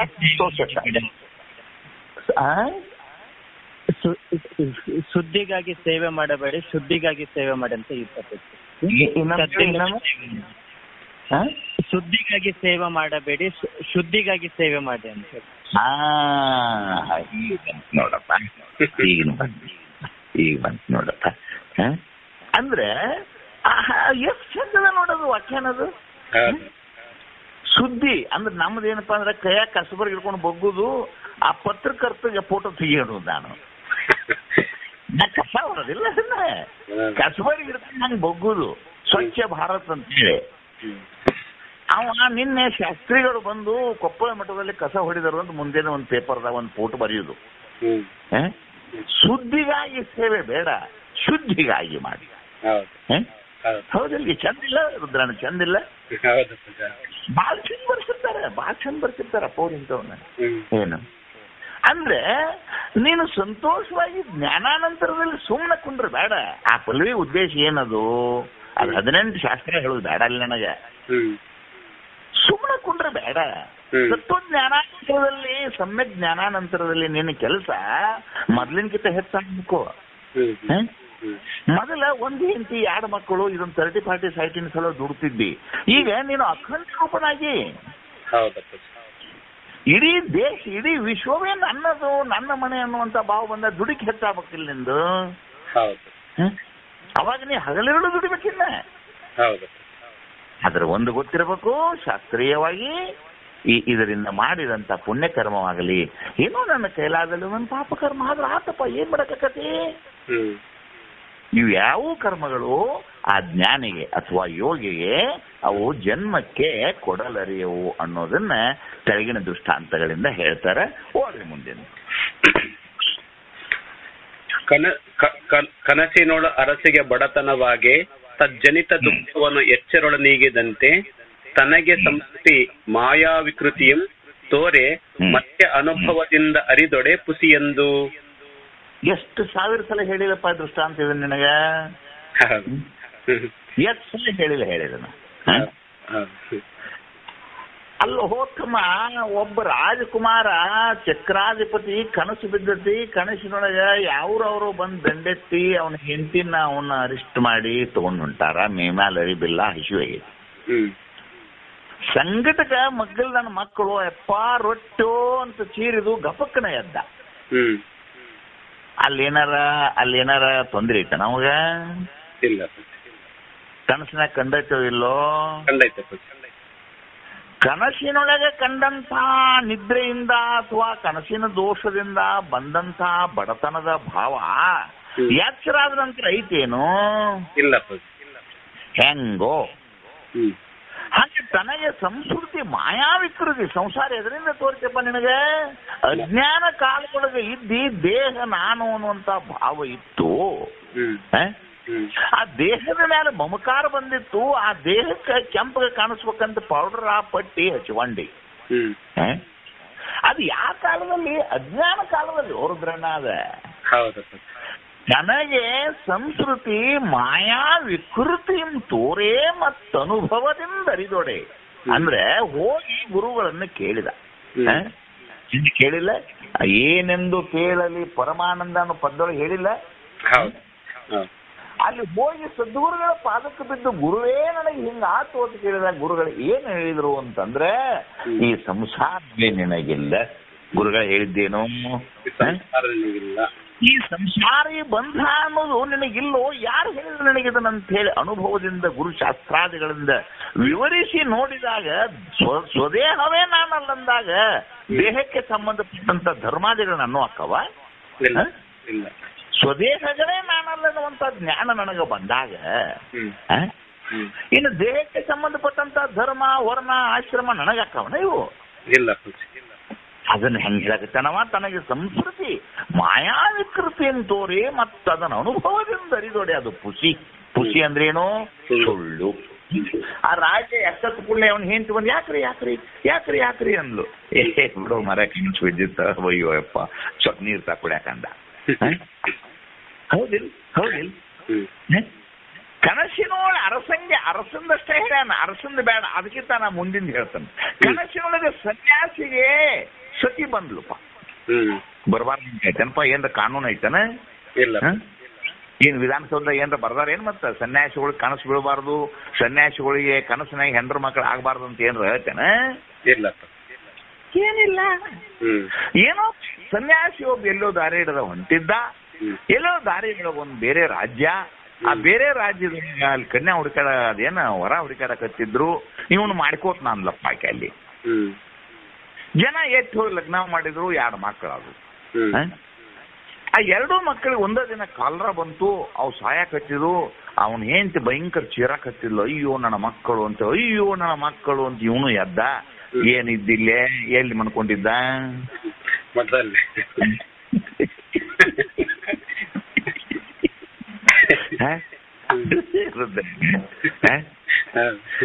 ಏನಾರ ಮಕ್ಕಳು ಮನಿಗೆ ಹೋಗ್ತಾನ ನಾವ?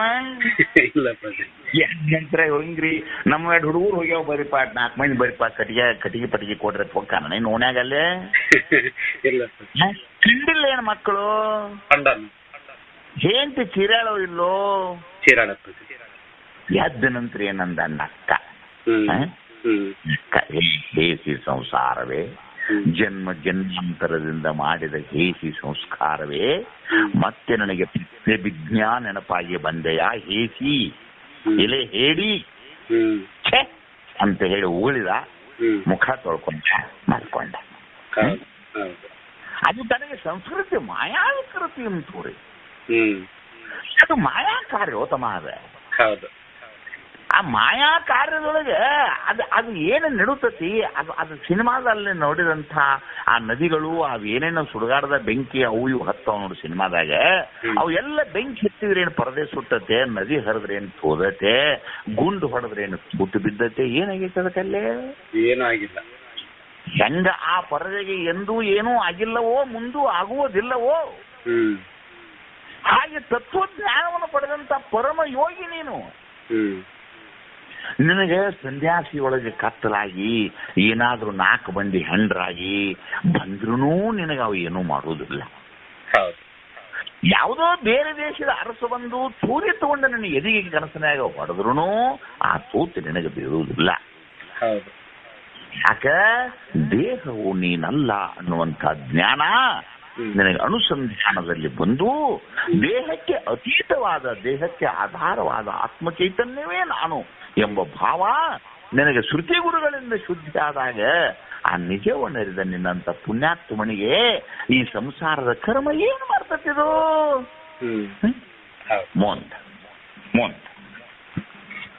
ಧರೆ ಮೊದಲಾದ ಅಖಿಳ ಆವರಣ ಅತೀತ ಪರಮನು ಈ ದೇಹಾದಿಗಳಿಗೆ ಅನ್ಯ ಜೀವ ಎರಡಾಗಿ ತೋರೆ ತದ್ಗತ ಗುಣನೇತಿಯಂ ಪರಿಭಾವಿಸಿದೊಡೆ ಏಕಬೋಧ ರೂಪೆಂದು. ಇದು ಒಂದ್ ಸ್ವಲ್ಪ ಶಾಸ್ತ್ರ ಮೊದಲಿಂದ ಒಂದ್ ಸ್ವಲ್ಪ ನಿಮ್ಗೆ ಅನುಭವ ಕೊಟ್ಟ ಇದು ನಮ್ ಸ್ವಲ್ಪ ನೀವು ಅನುಸಂಧಾನ ಮಾಡ್ಬೇಕಲ್ಲ. ಈಗ ಹೌದು, ಏನಪ್ಪ ಇಲ್ಲಿ ಏನು ಏನಿಲ್ಲ. ಈ ತೋರ್ಪ ಜಗತ್ತ ಅಂದ್ರೆ ಏನಿದು ನೋಡಪ್ಪ, ನೀ ಎದ್ರ ಮೇಲೆ ನಿಂತಿಯಲ್ಲ ಅದಕ್ಕೆ ಧರೆ.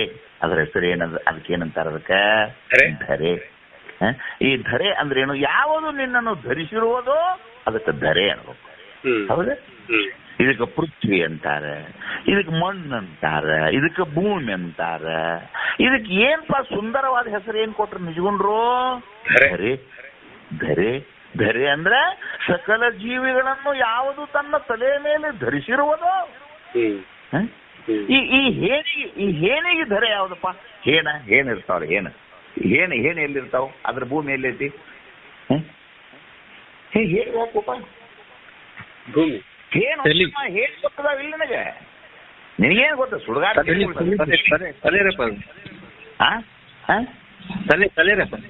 ತಲೆ ಹೋಗಲ್ಲ.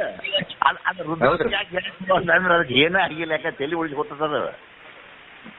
ತಲೆ ಉಳಿಸ್ಕೊಂಡು ಹೋಗ್ತಾವ್ರಿಗೆ ಏನು ಗೊತ್ತಾಗತ್ತೆ? ಹೇನಿಗೆ ತಲೆ ಧರೆ.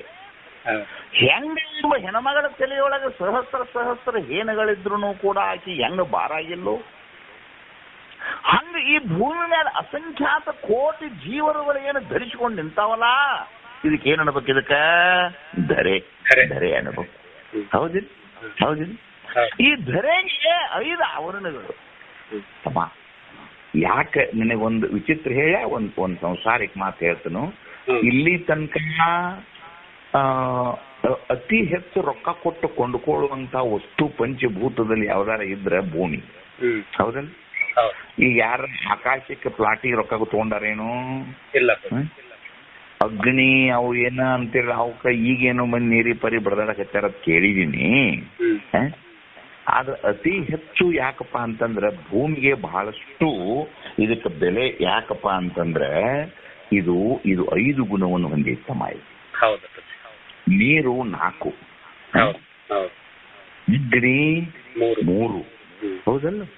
ವಾಯು 2, ಆಕಾಶ 1. ಒಂದೊಂದು ಗುಣ ಹೊಂದಿರೋದ್ರಿಂದ ಅವಕ್ಕೆ ಬಹಳ ದುಡ್ಡು ಕಟ್ಟಿ ಯಾರು ಇದನ್ನ ಮಾಡಿಲ್ಲ. 5 ಗುಣ ಹೊಂದಿರೋದ್ರಿಂದ ಭೂಮಿ. ಹೌದಿಲ್ಲ? ಈ ಭೂಮಿಯನ್ನ ಮೊದಲ ಮಾಡಿಕೊಂಡು ಆಕಾಶ ಪರ್ಯಂತರವಾಗಿ ಪಂಚಮಹಾಭೂತಗಳು, ಅದರ ಮೇಲೆ ಇರುವಂತಹ ಅಜ್ಞಾನ, ಅಲ್ಲಿವರೆಗೆ ಆವರಣಗಳು ಅಂದ್ರೇನು? ಹೊದಿಸಿದ್ದು. ಆವರಣ ಅಂದ್ರೇನು? ಈ ಪೆಂಡ್ ಹೆಚ್ಚಿದಾಗ ನೀವು ಸುಟ್ಟಿ ಹಾಕೋತಿಯಲ್ಲ, ಸಪ್ತಾವರಣಗಳು ಅಂತೇಳಿ ಜ್ಞಾನ, ಆವರಣ, ವಿಕ್ಷೇಪ, ಪರೋಕ್ಷ, ಅಪರೋಕ್ಷ ಅವೆಲ್ಲ ಪಾಠ ಮಾಡೈತಿ ನಿಮಗೆ ಈಗ. ಅಂದ್ರ ಈ ಆವರಣಗಳು ಧರೆ ಮೊದಲಾಗಿ ಇಲ್ಲಿಂದ ಹಿಡ್ಕೊಂಡು ನಿನಗೆ ಅಲ್ಲಿ ತನಕ ನೋಡಿದ್ರು ಕೂಡ ಇವುಗಳಿಗೆ ಪರಮಾತ್ಮನು ಇವತ್ರ ಒಳಗಿಲ್ಲ. ಇವು ಅತೀತದಾನ. ಆತ್ಮಸ್ವರೂಪ, ಆತ್ಮ ಚೈತನ್ಯ ಈ ಸಪ್ತಾವರಣಗಳಂತ ಸಮಸ್ತ ಭೂತವನ್ನ ತನ್ನ ತಲೆಗಿಟ್ಟುಕೊಂಡು ಅದರ ಮ್ಯಾಲದಾನ. ಅತ್ಯತಿಷ್ಠ ದಶಾಂಗುಲ ಸ್ಥಿತ ತತ್ವಮಸಿ ಸಂಬೋಧಿತ. ಹೌದಿಲ್ಲ? ದಶಾಂಗುಲ ಸ್ಥಿತ ಅಂದ್ರೆ 10 ಇಂಚು ದೊಡ್ಡವದಾನಂತ ನೋಡು. ಪುರಾಣದೊಳಗೆ ಕಥೆ ಹೇಳ್ತಿರ್ತಾರ. ಒಂದೇನೋ ಆಕಳೊಂದು, ಅದೇನೋ ಒಂದು ಬ್ರಹ್ಮೊಂದು, ಹಿಂಗ ದೇವರನ್ನ ತಳ ತುಳಿ ನೋಡಕ್ ಆದ್ರೂ ಕಥೆ ಹೇಳ್ತಿರ್ತಾರ ಅವನು. ಅಂದ್ರೆ ಅದರ ಆಸೆ ಅತ್ತತ್ತ ವಚನಕಾರ ಬಹಳ ಚಂದ. ಅತ್ತತ್ತ ಎಲ್ಲರಿಂದ ಎಲ್ಲಿ ತನಕ ನೋಡಿಯಲ್ಲ ಅದರ ಅತ್ತತ್ತ ಪರಮಾತ್ಮ. ಹಾಗೆ ಇರುವಂತಹ ಪರಮಾತ್ಮನು ಆವರಣಕ್ಕೆ ಅವ ಅತೀತದಾನ. ಆವರಣಕ್ಕೆ ಅತೀತವಿರುವಂತ ಧರೆ ಮೊದಲಾದ ಅಖಿಳ ಆವರಣ ಅತೀತ ಪರಮನು ಈ ದೇಹಾದಿಗಳಿಗೆ ಎಣ್ಣೆ ಹೆಂಗ್ ಬರ್ದ ನೋಡ್ಕೊಡೆ ಅಂದಿದ್ದೆ. ಈಗ ಏನಪ್ಪಾ ನಿನ್ನ ದೇಹ ಧರೆ ಒಳಗೈತೋ ಧರೆಯಿಂದ ಬಿಟ್ಟೈತೋ? ಧರೆ ಒಳಗೈತ. ಇಂಥ ದೇಹಾದಿಗಳು ನಿನ್ನ ದೇಹ ಹೆಂಗೋ ಹಂಗ ಗಿಡದ್ದು ಅದರದ್ದು ಒಂದು ದೇಹ, ಪರ್ವತದ್ದು ಅದರದ್ದು ಒಂದು ದೇಹ, ಸಮಸ್ತವು ಎಲ್ಲವೂ ಇವು ದೇಹಗಳೇ ಇವು. ಆ ದೇಹಗಳಿಗೆ ಪರಮಾತ್ಮ ಅನ್ಯವಾಗಿರೋಣದರಿಂದ ಆ ದೇಹಕ್ಕೋ ಬಾಧೆ ಪರಮಾತ್ಮನಿಗೆ ಆಕತ್ತೇನು? ಇಲ್ಲ. ಈಗ ಒಂದ್ ಸಣ್ಣ ಉದಾಹರಣೆ ತಗೋರಪ್ಪ. ಒಂದು ಮನಿ ಒಳಗೆ ಮನಿ ಮಾಲಕ ಎಲ್ಲೋ ಹೊರಗಡೆ ಹೋಗಿದ್ದ. ಆ ಮನ್ಯಾಗ ಒಂದಿಷ್ಟು 4 ಮಂದಿ ಏನೇನೋ ಇತ್ತು, ವ್ಯವಸ್ಥೆ ಇತ್ತು. ಆ ಮನೆಗೆ ಬೆಂಕಿ ಹತ್ತಿಪ್ಪ. ಆ ಮನೆಗೆ ಬೆಂಕಿ ಹತ್ತಿದ್ರು ತಮ್ಮ ಮನಿ ಮಾಲಕ ಅಲ್ಲೆಲ್ಲೋ ಬಸ್ ಸ್ಟ್ಯಾಂಡ್ನಾಗ ಅದಾನ, ಬೇರೆ ಬೆಂಗಳೂರಾಗ ಕೂತಾನ. ಅವ್ ಹತ್ತಂತ ಜಳ ಅದು ಇಲ್ಲ. ಮತ್ ಮನಿ ಮಾಲಕರ ಅವ್ ಯಾಕೆ ಹತ್ತೋಲ್ದ? ಮನಿ ಮಾಲಕ್ ಹೋಗಲ್ತಮ್ಮ ಅವ. ಮತ್ ಅವ್ ಯಾಕೆ ಹತ್ಲಿಲ್ಲ ಬೆಂಕಿ ಜಳ ಅದು? ಆ ಜಾಗ ಬಿಟ್ಟು ದೂರ ಇದಾನಲ್ಲ. ಜಾಗ ಬಿಟ್ಟು ದೂರ ಇದಾನವ. ಅವ್ ಮನಿ ಮಾಲಕ್ ಹೌದಾದ್ರೂ ಕೂಡ ಬೆಂಕಿ ಜಲ ಅವಾಗ ಹೆಂಗ್ ಬಡಿಲಿಲ್ಲೋ? ಹಂಗ ದೇಹವನ್ನೇ ಮೊದಲು ಮಾಡಿಕೊಂಡು ದೃಶ್ಯಾತ್ಮಕ ಪದಾರ್ಥಗಳು ಗಂಧರ್ವ ಲೋಕ್ ಭೋಗ್ ಭುವನಾದಿಗಳವರೆಗೆ ಇರುವಂತಹ ಸಕಲ ಲೋಕಗಳು ನಾನು ಕೇವಲ ಸಾಕ್ಷಿ ಚೇತನನು, ನನ್ನ ಸಾಕ್ಷಿ ಎದುರಿನಲ್ಲಿ ಕಾಣುವಂಥ ಇವು ಕೇವಲ ಚಿತ್ರಗಳು ಅಂತ ತಿಳಿದಂತ ಪುಣ್ಯಾತ್ಮನಿಗೆ ಇದು ಏನಾರ ಹತ್ತಂತಮ್ಮ? ಇದು ಅದ್ ಹೆಂಗ ಬರ್ದಾರ ನೋಡೋದನ್ನ ನೀವು. ಮತ್ತೆ ಅದನ್ನ ನೀವು ನಾಳೆ ಹೆಂಗ್ ಬಿಡಿಸೋರಪ್ಪ ಇದನ್ನ? ಧರೆ ಮೊದಲಾದ ಅಖಿಲ ಆವರಣಾತೀತ ಪರಮನು ಈ ದೇಹಾದಿಗಳಿಗೆ ಅನ್ಯ. ಮತ್ತೆ ಹೆಂಗ ಕಾಣ್ತತಿ ಅಂತಂದ್ರೆ ಜೀವನು ಪರಿಭಾವಿಸಿದೊಡೆಯೇ ಏಕಬೋಧ ರೂಪನು. ಇಲ್ಲಿ ತನಕ ಜೀವ ಬೇರೆ ದೇವ ಬೇರೆ ಅಂತ ನಿನಗಾಗಿತ್ತು, ಹೌದಾ? ಯಾವಾಗ ತತ್ವಮಸ್ಯಾದಿ ಮಹಾವಾಕ್ಯಗಳಿಂದಲೋ ಅಥವಾ ಜೀವನಿಗೆ ಚಿದಾಭಾಸನೆಂಬ ನಾಮದಿಂದಲೋ ನಿನಗೆ ಜೀವನ ನಿನ್ನ ಮೂರು ಕೇಳ್ತಲ್ಲ ಅದೇನು ಬಿಳಿಗೆ ಅವು ಕೇಳಿದ್ದಿಲ್ಲ ನಿನ್ನ ಜೀವ ಅಂದ್ರೆ ಏನು ಯಪ್ಪ ಆತ್ಮ ಹೇಳಿದನಾಕಿ? ನಾಳೆ ಹೇಳ್ತೀನಿ. ಮತ್ ಹಿಂಗ್ ನಾಳೆ ಅಂದ್ರಪ್ಪ ನಮ್ಮ ಮಂದಿ ಗತಿ ಏನಪ್ಪಾ? ನೀವು ಬಲ್ಲವ್ರು ಹಿಂಗ್ ಮಾಡಿದ್ರೆ ನಾಳೆ ಊಟ ಮಾಡ್ತೀನಿ ಅನ್ಬೇಕಪ್ಪ ನೀನು. ಮತ್ತೆ ನೋಡು, ಮೊದಲನೇ ಕೆಲಸ ಆವಿಷ್ಯದೊಳಗೆ ನಿಮ್ಮ ಮೂಗಿನಲ್ಲಿ ಉಸುಲಾಡ್ತತಿ ಅಂದ್ರ ಮಾಡುವ ಕೆಲಸ ಉಸುಲು ಯಾಕೆ ಪರಮಾತ್ಮ ನಿಮಗೆ ಕೊಟ್ಟಾನಂದ್ರ ಲೋಕ ಕಲ್ಯಾಣಾರ್ಥಕವಾಗಿ, ಅಜ್ಞಾನ ನಾಶಕ್ಕಾಗಿನ ನಿಮ್ಮ ದೇಹವನ್ನು ಪರಮಾತ್ಮ ಬಿಟ್ಟಾನ. ಅಜ್ಞಾನ ನಾಶದ ಕೆಲಸವನ್ನು ಮಾಡಿರೋದು ಬಿಟ್ಟು ಅಜ್ಞಾನದಲ್ಲಿರುವಂತ ಕೆಲಸ ನೀವು ಏನು ಮಾಡಿದ್ರು ಕೂಡ ಅದು ಅಜ್ಞಾನದ ಪರಾಕಾಷ್ಠ್ಯಾಕತ್ತಲ್ಲದೆ ಜ್ಞಾನ ಆಗುದಿಲ್ಲ. ನಿಮ್ಮ ಕೆಲಸ ಏನಪ್ಪಾ ಅಂದ್ರೆ ಶ್ರೋತೃಗಳು ಎಲ್ಲಿದಾರ ಅಲ್ಲಿ ಹುಡ್ಕೊಂಡು ಅವ್ರ ಮನೆ ಕಸ ಹೊಡಿಬೇಕು. ಹಿಂದ ನಾನು ಸಣ್ಣವಿದ್ದಾಗ ನಮ್ಮ ಅಪ್ಪ ಅವ್ರು ಕರ್ಕೊಂಡು ಅಲ್ಲೇ ಅಡ್ಡಾಡಕ್ ಹೋಗಿದ್ರು. ಯಾವ್ದೋ ಒಂದು ಊರಿಗೆ ಹೋಗಿದ್ವಿ, ಲೈಟ್ ಇದ್ದಿದ್ದಿಲ್ಲ ಊರಾಗ. ಅಲ್ಲಿ ಗುಡಿಯಾಗ ಏನು ಹಾಸಿಗೆನೂ ಹಾಸಿದ್ದಿಲ್ಲ. ನಾವಾಗೆ ಹೋದ್ವಿ ಆ ಊರಿಗೆ. ಆ ಊರನ್ ಮಂದಿ ನಾವ ಹೋಗಿ ಅಡ್ಡಾಡಿ ಮಂದಿ ಕರೆದ ಏನೇನೋ ಸುಡುಗಾಡ್ ಮಾಡೋದು ನೋಡಿ ನನಗೆ ಬೇಜಾರ್ ಅನಿಸಿ, ಏನಣ್ಣೆ ಅಪ್ಪರಿಗೆ ಏನಣ್ಣೆ ಯಪ್ಪ ಏನ್ ಎದಕ್ ಬೇಕಿದ್ರು, ನಾವು ತನಗ ಮಾಡ್ದಾಗಿದ್ರು, ಇದು ಯಾಕೆ ಅವ್ರು ಕರೆದ್ರೆ ಬರುವಂಗಿಲ್ಲ, ಯಾರಿಗೆ ಏನ್ ತಿಳುವಂಗಿಲ್ಲ, ಬ್ಯಾಡ್ ಬಿಡಿ ಪಾತ್ನ ಅನ್ನೇ ಅಪ್ಪಗಳು ನನಗೆ ಏನ್ ಹೇಳಿದ್ರು ಅಂದ್ರೆ ಮೂರ್ಖ, ಶತಮೂರ್ಖ. ಮೂರ್ಖ, ಸೂರ್ಯ ಹೇಳೋ ಮುಂದೆ ಏನಾದ್ರು ಜನರಿಗೆ ಹೇಳಂತ ಹೇಳ್ತಾನೇನು? ಹೆಂಗ ಸೂರ್ಯ ಕರ್ಮ ಸಾಕ್ಷಕನಾಗಿ ಮುಂದೆ ಬಹುತೇಕ ಅದ ನುಡಿ ಬಂದ್ರು ಬರ್ಬೋದು. ಸೂರ್ಯನು ಸಕಲ ಜೀವಿಗಳ ಮಾಡುವಂತ ಕಾರ್ಯವನ್ನು ನೋಡಿ ಎಂದಾರ ಬೇಸರ ಮಾಡ್ಕೊಂಡ ನಾನು? ಏನ್ರಿ ನಾ ಎದ್ದು ಬನ್ನಿ ಇನ್ನೂ ಮಣ್ಕೊಂಡವ್ರು ಹಾಸಿಗೆ ತೆಗೆದಿಲ್ಲ, ಮಾರಿ ತೊಳ್ಕೊಂಡಿಲ್ಲ, ಯಾರೂ ನನಗೆ ಸೂರ್ಯ ಮಂತ್ರವನ್ನು ಹೇಳಿ ಸ್ವಾಗತ ಮಾಡಿಲ್ಲ. ಇಂಥ ಪೃಥ್ವಿನ ಯಾಕೆ ಬೆಳಗಬೇಕು ಅಂತ ಒಂದಿನ ಬೇಸರ ಮಾಡ್ಕೊಂಡೇನಪ್ಪ? ಮಾಡ್ಕೊಂಡಿಲ್ಲ. ಯಾಕ? ಅವನಿಗೆ ಗೊತ್ತದ ಇವತ್ತಿಲ್ಲ ನಾಳೆ ಅವರು ತಿಳ್ಕೋತಾರೆ, ಇವತ್ತಿಲ್ಲ ನಾಳೆ ಅವ್ರ ಆತ್ಮಜ್ಞಾನಿಗಳ ಆಕಾರ ಅನ್ನುವಂಥ ಸದಾಶಯದಿಂದ ಯುಗ ಯುಗ ಪರ್ಯಂತರವಾಗಿ ಸೂರ್ಯನು ಹೆಂಗ ಲೋಕವನ್ನು ಬೆಳಗುತ್ತಾನೋ ಹಂಗ ಸದ್ಗುಣಾತ್ಮನ ಏನ್ ಮಾಡ್ಬೇಕಪ್ಪ ಅಂತಂದ್ರೆ ಅಜ್ಞಾನ ಜೀವಿಗಳ ಮನೆ ಮುಂದೆ ಹೋಗಿ ಭಿಕ್ಷೆ ಬೇಡಿ ಅವರನ್ನ ಒಳಗೆ ಕರೆದು ಅವರನ್ನ ಸಂಸಾರದ ಕೂಪದಿಂದ ಮ್ಯಾಲಕ್ಕೆ ಎತ್ತಾಕ್ ಪ್ರಯತ್ನ ಮಾಡ್ಬೇಕೇ ಹೊರತು ಇಲ್ಲ ಅವರಿಗೆ ಬಂದು ನನ್ನ ಸೇವಾ ಮಾಡಿದ್ದೀನಿ ಕೇಳಿದ್ರೆ ಹೇಳ್ತೇನಂತ ಅನ್ಬಾರ್ದು. ನಿಮ್ಮ ಕೆಲಸ ಏನಪ್ಪಾ ಅಂತಂದ್ರೆ ಅಜ್ಞಾನ ನಿವೃತ್ತಿಯೇ ನಿಮ್ಮ ಕೆಲಸ. ನಿಮ್ಮ ಕೆಲಸ ಮಠ ಕಟ್ಟುವುದಲ್ಲ, ನಿಮ್ಮ ಕೆಲಸ ಅದೇನೇನು ಬಣ್ಣ ಬಡುವುದಲ್ಲ. ಅದನ್ನ ಮಾಡಕ್ಕೆ ಲೋಕದಲ್ಲಿ ರಗಡ ಮಂದಿ ಹುಳ ಹುಟ್ಟ್ಯಾವ. ನಿಮ್ಮ ಕೆಲಸ ಜ್ಞಾನ ಬೋಧೆ. ಇನ್ನು ಯಾವಾಗನು ಯಾರು ಕೇಳಿದ್ರು ನೀವು ಸಂಡಾಸ ರೂಮ್ನಾಗ ಭೇದಿಗೆ ಕೂತಿದ್ರು ಕೂಡ ನಾ ಸಂಡಾಸ ರೂಮ್ನಾಗ ಕೂತನಂತ ಹೇಳುವಂಗಿಲ್ಲ. ನೀವು ಪಾಠವನ್ನೇ ಮಾಡ್ಬೇಕು. ಅಂದ್ರೆ ಮಾತ್ರ ನೀವು ಲೋಕದಲ್ಲಿ ಜ್ಞಾನಿಗಳಾಗಿರ್ಲಿಕ್ಕೆ ಸಾಧ್ಯತೆ ಹೊರತು ಉಳಿದ್ರೆ ಸಾಧ್ಯ ಇಲ್ಲ ಅನ್ನುವಂತ ಮಾತನ್ನು ಕೂಡ ಈ ಸಮಯದಲ್ಲಿ ನಿಮಗೆ ಹೇಳ್ತೆ. ಏನಾತಪ್ಪ ಪರಿಭಾವಿಸಿದೊಡೆ ಯಾರಪ್ಪ ಜೀವ ಅದನ್ನ ವಿಚಾರ ಮಾಡಿದಾಗ ಚೇತನ ಲಕ್ಷಣ ರಹಿತ್ವಂ ಚೇತನತ್ವ ಭಾಸತೆ ಇತಿ ಚಿದಾಭಾಸ. ಚಿದಾಭಾಸ ಅಂದ್ರೆ ಏನು? ಜೀವ. ವ್ಯಕ್ತಿಗತವಾದ ಚೈತನ್ಯ ಅವಗಿಲ್ಲ. ಆದ್ರೆ ಚೈತನ್ಯದ ಸಂಬಂಧದಿಂದ ಏನಾಗ್ಯಾನ ಚೇತನದಂತೆ ಕಾಣ್ತ. ಆ ಚೈತನ್ಯಕ್ಕೆ ರೂಪನಾಗಿದ್ದಂತ ಆ ಜೀವನು ಗುರು ಶಾಸ್ತ್ರಾದಿಗಳಿಂದ ಏನಾದ ಅಂದ್ರ ಸಾಕ್ಷಿಯಾಗಿ ನಿಂತ. ಈಗ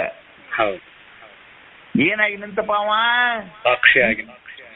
ಹೆಂಗ ಬೆಂಗಳೂರೊಳಗಿದ್ದಂತ ಮನುಷ್ಯ ಕಥೆಯೊಳಗ ಊರಾಣ ಮನೆ ಸುಟ್ರು ಹೆಂಗ ನಾವು ಜಳ ಹತ್ತಿಲ್ಲೋ ಹಂಗ ಸಾಕ್ಷಿಯಾಗಿ ನಿಂತವನಿಗ ಈ ಧರೆಯಿಂದ ಹಿಡಿದುಕೊಂಡು ಆಕಾಶ ಲೋಕ ಅಜ್ಞಾನ ದಾಟಿ ಅದ್ರ ತನಕ ಇರುವ ಸಕಲಾವರಣಗಳು ಇಲ್ಲಿ ನಡೆಯುವಂತ ಯಾವ ಕರ್ಮ ನಡೆದ್ರು ಸಾಕ್ಷಿಗೆ ಏನ್ ರೈತನ ಇಲ್ಲ. ಹೌದಿಲ್ಲ? ಸಾಕ್ಷಿಗೆ ಏನ್ ರೈತನ ಇಲ್ಲ. ದ್ವಾಸ್ಪರ್ಣ ಸಯುಜ ಸಖಾಯ ಸಮಾನಮ್ಮ ವೃಕ್ಷಂ ಪರಿಶ್ವಜ ತಯೋರನ್ಯ ಪಿಪ್ಪಲಂ ಸ್ವಾದತ್ತಿ ಅನುಶೀತಿ ಅಂತ ಹೇಳಿ ಉಪನಿಷತ್ತು ಡಂಗರ ಹೊಡಿತೈತಿ. ಮತ್ತ ಮುಂದೆ ಯಾವಾಗಾರ ಉಪನಿಷತ್ತು ಹೇಳುವಾಗ ಹೇಳ್ತಾನ ಅವನು. ಅಂದ್ರೆ ಜೀವಗೊಂಬೆ ಮತ್ತು ಸಾಕ್ಷಿಗೊಂಬೆ ಅನ್ನುವಂಥವು ದೇಹವೆಂಬ ಮರದಲ್ಲೇ ಎರಡು ಪಕ್ಷಿಗಳ ಕೂತಾವ್. ಅದರೊಳಗೊಂದು ಕಥೆ ಬರ್ದಾನ. ದ್ವಾಸು ಪರ್ಣ, ದ್ವಾ ಅಂದ್ರೆ ಎರಡು ರೆಂಬೆಗಳಲ್ಲಿ ಎರಡು ಪರ್ಣಗಳ ಕೆಳಗೆ ಸಯುಜ ಸಖಾಯ ಸಮಾನಂ ವೃಕ್ಷಂ. ನೋಡ ಉಪನಿಷತ್ತಿನ ಮಾತು ಹೆಂಗದಾವು, ಏನ್ ಕತಿ. ಹಾಗೆ ಒಂದೇ ಒಂದು ದೇಹದಲ್ಲಿ ಜೀವಭಾವವನ್ನು ಹೊಂದಿದಂತಹ ಜೀವಕ್ಕೆ ಹಿಂದೆ ಇರುವಂತಹ ಆ ಸಾಕ್ಷಿ ಪ್ರತ್ಯೇಕಾತ್ಮ ಚೈತನ್ಯ ಎರಡು ಅಂತಃಕರಣವೆಂಬಂತಹ ಆ ಕುಡಿಕೆಯೊಳಗೆ ಕುಂತ್ರೂ ಕೂಡ ಆ ಜೀವನು ಯಾವಾಗ ಸಾಕ್ಷಿ ಎಂಬಂತಹ ಭಾವವನ್ನು ತಳೆದ ಏಕರೂಪನಾದನೋ ಪರಿಭಾವಿಸಿದೊಡೆ ಬೋಧ ಉಪನಿಂದ. ಹೌದಿಲ್ಲ? ಅವಾಗೇನ್ರ ಈ ಲೋಕದ ವ್ಯವಹಾರ ಹತ್ತೇನಪ್ಪ ನಿನಗ? ಇಲ್ಲ. ಅದರ ಸಲುವಾಗಿ ನಿಜವಾದ ಯೋಗಿ ಯಾವ ಕರ್ಮದ ಕಾಟೋಮನ್.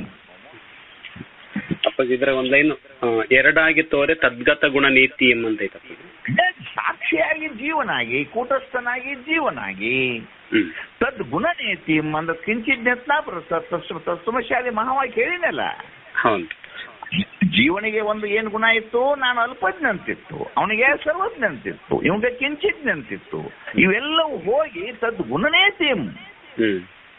ಅದರಿಂದ ನೇತಿ ಅಂದ್ರೆ ತೆಗೆದು ಹಾಕಿದಾಗ ಗುಣಗಳನ್ನ ಲೋಕ ಭಾಗ್ಯಗಳಂತ ಗುಣಗಳನ್ನ ನೇಚರ್ ತೆಗೆದು ಹಾಕಿದ ಅವನೇನಾದಾಗ ಬೋಧ ರೂಪನೆಂದೆನಿಸಿದ. ರವಿಯಂತೆ ಕರ್ಮ ಸಾಕ್ಷಿಕನಾಗಿ ಬಂಧವಿಲ್ಲ, ಅವಿರಳನಾಗಿ ಬೇರ ಐದಲ್ ಎಂಬಿಲ್ಲ, ಹವಣಿಸಲಿಲ್ಲ, ಅಖಂಡಿತವಾಗಿ ತನಗೆ ಸಂಭವವಿಲ್ಲ, ಗುರು ಶಂಭುಲಿಂಗ ತಾನಾಗಿ. ನೀನೇ ಹೇಳ್ಬೇಕಪ್ಪ ಇದನ್ನ. ಎಷ್ಟ್ ಚಂದ ಐತಿ ನೋಡು. ರವಿಯ ಉದಾಹರಣೆ ಅಂತ ಕೊಟ್ಟೀನಿ. ಆದ್ರೂ ಇನ್ನೊಮ್ಮೆ ನನಗೆ ಹೇಳ್ತೇನೆ, ಇನ್ನೊಂದ್ಸಲ ನಿಮಗೆ ಹೇಳ್ತೀನಿ. ನನಗೊಂದು ವಿಚಿತ್ರ ಹೇಳ್ತೀನಿ ತಮ್ಮ.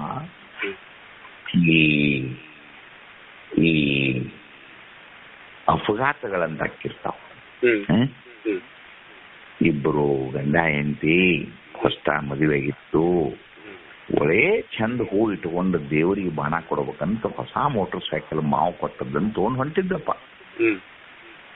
ಏನ್ ರೋಡ್ ನಿನಗೆ ಹೇಳ್ತಾನೆ, ಹೊಸ ಮೋಟರ್ ಸೈಕಲ್, ಹೊಸ ಗಂಡ ಹೆಂಡತಿ, ಆ ರೋಡಿನಲ್ಲಿ ಹೋಗೋ ಹೊತ್ನ್ಯಾಗ ಇಷ್ಟು ಸಂತೋಷ ಅನಿಸಿತ್ತಲ್ಲ.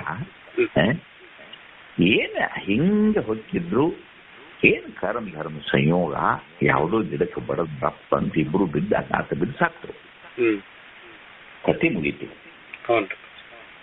ಈಗ ಹೇಳು, ಅವರು ಹೂ ಇಟ್ಕೊಂಡು ಕೈಯಾಗ ಬಾಣ ಹಿಡ್ಕೊಂಡು ಪರಮಾತ್ಮನ ಭೇಟಿ ಹೊಂಟಾರೋ ಇಲ್ಲೋ ತಮ್ಮ? ಆಗ ಅವ್ರ ಮ್ಯಾಲ ರವಿಯ ಕಿರಣಗಳು ಬಿದ್ದು ಬೆಳಕು ತೋರೈತೋ ಇಲ್ಲೋ? ತೋರೈ. ಈಗ ಅಂಗಾತ ಬಿದ್ದಲ್ಲಿ ಅರ್ನಾಲಿಗೆ ಕಚ್ಚಿ ಬಾಯಿಲಿ ರಗತ್ತು ಬಿದ್ದು ಸತ್ತಾರಲ್ಲ, ಈಗ ಅದು ಅವ್ರ ಮೇಲೆ ಬೆಳಕು ಬಿದ್ದತ್ತಿಲ್ಲೋ? ಈ ಎರಡೂ ರವಿ ನೋಡ್ಯಾನೋ ಇಲ್ಲೋ? ಏನ ಅವ್ರ ಗಂಡ ಹೆಂಡತಿ ಹೊಸದಾಗಿ ಬಾಣ ತಗೊಂಡು ಸೂರ್ಯ ದೇವನ ಗುಡಿಗೆ ಹೊಂಟಿದ್ರು. ಅವ್ರು ಹೊಂಟದ್ದು ಸೂರ್ಯನಿಗೆ ಬಾಣ ಕೊಡಕ್ ಹೊಂಟಾರ. ಅವರ ಇಲ್ಲಿ ಸುರೇಶ ಪತ್ತೊಂದು ದೇವರತೆ ಅಲ್ಲಿ ಅವ್ರು ಬಾಣ ಕೊಡಕ್ ಹೊಂಟಾಗ ಏನಾರ ಅವ್ರಿಗೆ ಸಂತೋಷ ಆಗೈತೋ? ಈಗ ಅಂಗಾತ ಬಿದ್ದು ಸತ್ತಲ್ಲ, ಏನ್ರ ದುಃಖ ಆಗೈತೋ? ಏನ್ರ ಆಗೈತೇನೆ? ಆಗಿಲ್ಲ. ಮತ್ ಬೆಳಕಿನ ಕಿರಣಗಳು ಬಂದು ಇಬ್ರು ಬೆಳಗ್ತಾವೋ ಇಲ್ಲೋ? ಈಗ ಎರಡೂ ಸುಖವೂ ಇಲ್ಲ ದುಃಖವೂ ಇಲ್ಲ ತಮ್ಮ. ಅವನಿಗೆ ಬೆಳಗುವುದು ಮಾತ್ರ ಬಿಟ್ಟಿಲ್ಲ, ಕರ್ಮ ಸಾಕ್ಷಿಕನಾಗಿ ಬಂಧವಿಲ್ಲ. ಕರ್ಮವನ್ನು ಬೆಳಗ್ತಾನಿಲ್ಲೋ? ಬೆಳಗ್ತಾನ. ಬಾಣ ಕೊಡಾಕ್ ಹೊಂಟದ್ದು ಅವನ ಹುಡುಗಿಯ ಹೊಂಟಾರ. ನನ್ನ ಗುಡಿಗೆ ಬರಾಕ್ ಹಚ್ಚಾರಂತ ಮೋದವೂ ಇಲ್ಲ, ಪ್ರಮೋದವೂ ಇಲ್ಲ, ದುಃಖವೂ ಇಲ್ಲ. ಅಲ್ಲಿ ಏನಪ್ಪ, ಅಲ್ಲಿ ಏನು ಶೋಕವೂ ಇಲ್ಲ ಬಿದ್ದಲ್ಲಿ. ಆದ್ರೆ ಎರಡೂ ದೃಶ್ಯವನ್ನು ಮಾತ್ರ ಅವನು ನೋಡ್ತಾನೆ ಇದ್ದ.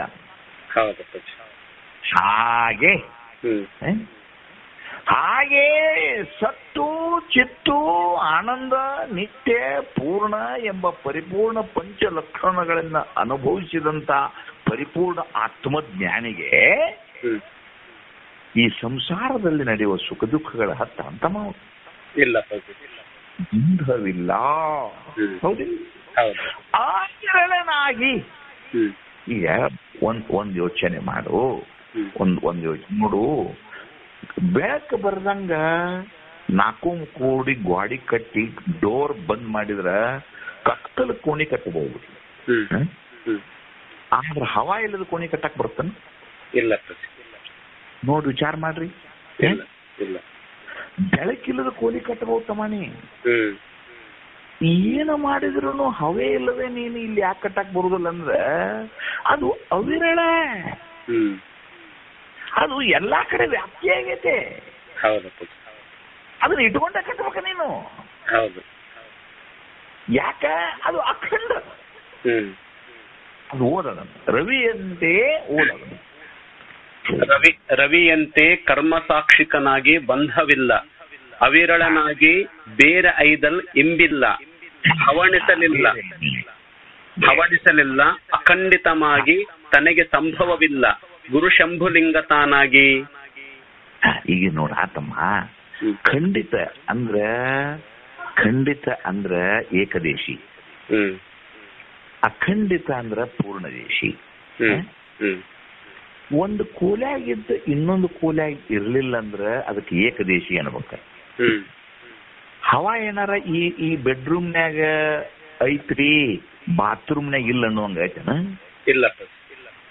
ಅದು ಬೆಡ್ರೂಮ್ನ್ಯಾಗೂ ಐತಿ, ಬಾತ್ರೂಮ್ನ್ಯಾಗೂ ಐತಿ, ಹೈಯದಾಗೂ ಐತಿ, ನೆತ್ತಿ ಮ್ಯಾಲೂ ಐತಿ, ಕೆಳಗ್ ಹೋದ್ರೂ ಐತಿ, ಮ್ಯಾಲ ಹೋದ್ರೂ ಐತಿ, ಮೂಗಿನ ಮುಂದೂ ಐತಿ, ಮೂಗಿನ ಒಳಗೂ ಐತಿ. ಯಾಕೆ? ಅದು ಅವಿರಳ ಐತಿ, ಅದು ಅಖಂಡ ಐತಿ. ಅದಕ್ಕೆ ಹೋಗುವಿಕೆ ಬರುವಿಕೆ ಅನ್ನೋದು ಇಲ್ಲ, ಬೇರೈದಲು ಇಂಬಿಲ್ಲ. ಹೌದಿಲ್ಲ? ಹಾಗೆ ಆತ್ಮ ಸ್ವರೂಪವು ಸದ್ರೂಪವು ಇಲ್ಲಿ ಇಲ್ಲ ಅನ್ನುವಂಗ ಚಂತಮ್ಮ. ಇಲ್ಲ. ಈಗ ಇದಮ್ಮ ಗ್ರಾಮ, ಇದಮ್ಮ ಹೊಲ, ಇದಮ್ಮ ಸುಡುಗಾಡು, ಇದಮ್ಮ ಗುಡ್ಡ, ಇದಮ್ಮ ಇದಮ್ಮ ಅನ್ನೋದು ಐತೋ ಇಲ್ಲೋ ತಮ್ಮ? ನೋಡು, ಊರಿದ್ದಲ್ಲಿ ಸುಡುಗಾಡು ಇರಾಕಿಲ್ಲ, ಸುಡುಗಾಡಿದ್ದಲ್ಲಿ ಊರು ಇರಾಕಿಲ್ಲ. ಆದ್ರೆ ಇದಮ್ಮ ಐತೋ ಇಲ್ಲೋ ತಮ್ಮ? ಇದಮ್ಮ ಐತಪ್ಪ. ಇದಂ ಅವಿರಳ ಐತದ, ಹೌದಪ್ಪ. ಇದಂ ಅಖಂಡ ಐತಿ. ಇದಮ್ಮೇ ಸದ್ರೂಪ ಐತಿ, ಸದ್ರೂಪವೇ ಚಿದ್ರೂಪ ಐತಿ, ಚಿದ್ರೂಪವೇ ಆನಂದದ, ಆನಂದವೇ ನಿತ್ಯದ, ನಿತ್ಯವೇ ಪೂರ್ಣದ. ಈ ತೆರನಾಗಿ ವ್ಯಾಪಕವಾಗಿರುವಂತ ಆತ್ಮ ಚೈತನ್ಯದಲ್ಲೇ ಎಂತಾದ್ರೂ ಭೇದ ಐತೇನು ಅಂತಂದ್ರೆ ಇಲ್ಲ, ತನಗೆ ಸಂಭವವೇ ಇಲ್ಲ. ಹೆಂಗಬೇಕಾದ್ರೆ ಸಂಭವವೇ ಇಲ್ಲ ಅಂದ್ರೆ ಏನ್ ಸಂಭವ ಇಲ್ಲ? ಲೋಕದಲ್ಲಿ ನಡೆಯುವ ಸಂಸಾರದ ಕರ್ಮಗಳು ಜ್ಞಾನಿ ಹತ್ತವ ಅನ್ನೋದು ಸಂಭವವೇ ಇಲ್ಲ. ಹಿಂಗ್ ಹೋಗ್ಬೇಕದನ್ನ ಮತ್ ಏನ್ ಹೇಳವ?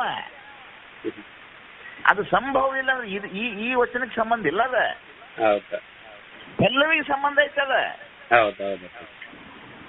ರವಿಯಂತೆ ವಾಯುವಿನಂತೆ ಇನ್ನೇನು ವ್ಯಾಪಕವಾಗಿ ಏನೇನು ಹೇಳ್ತೀವೋ ಅಷ್ಟು ದೃಷ್ಟಾಂತದಂತೆ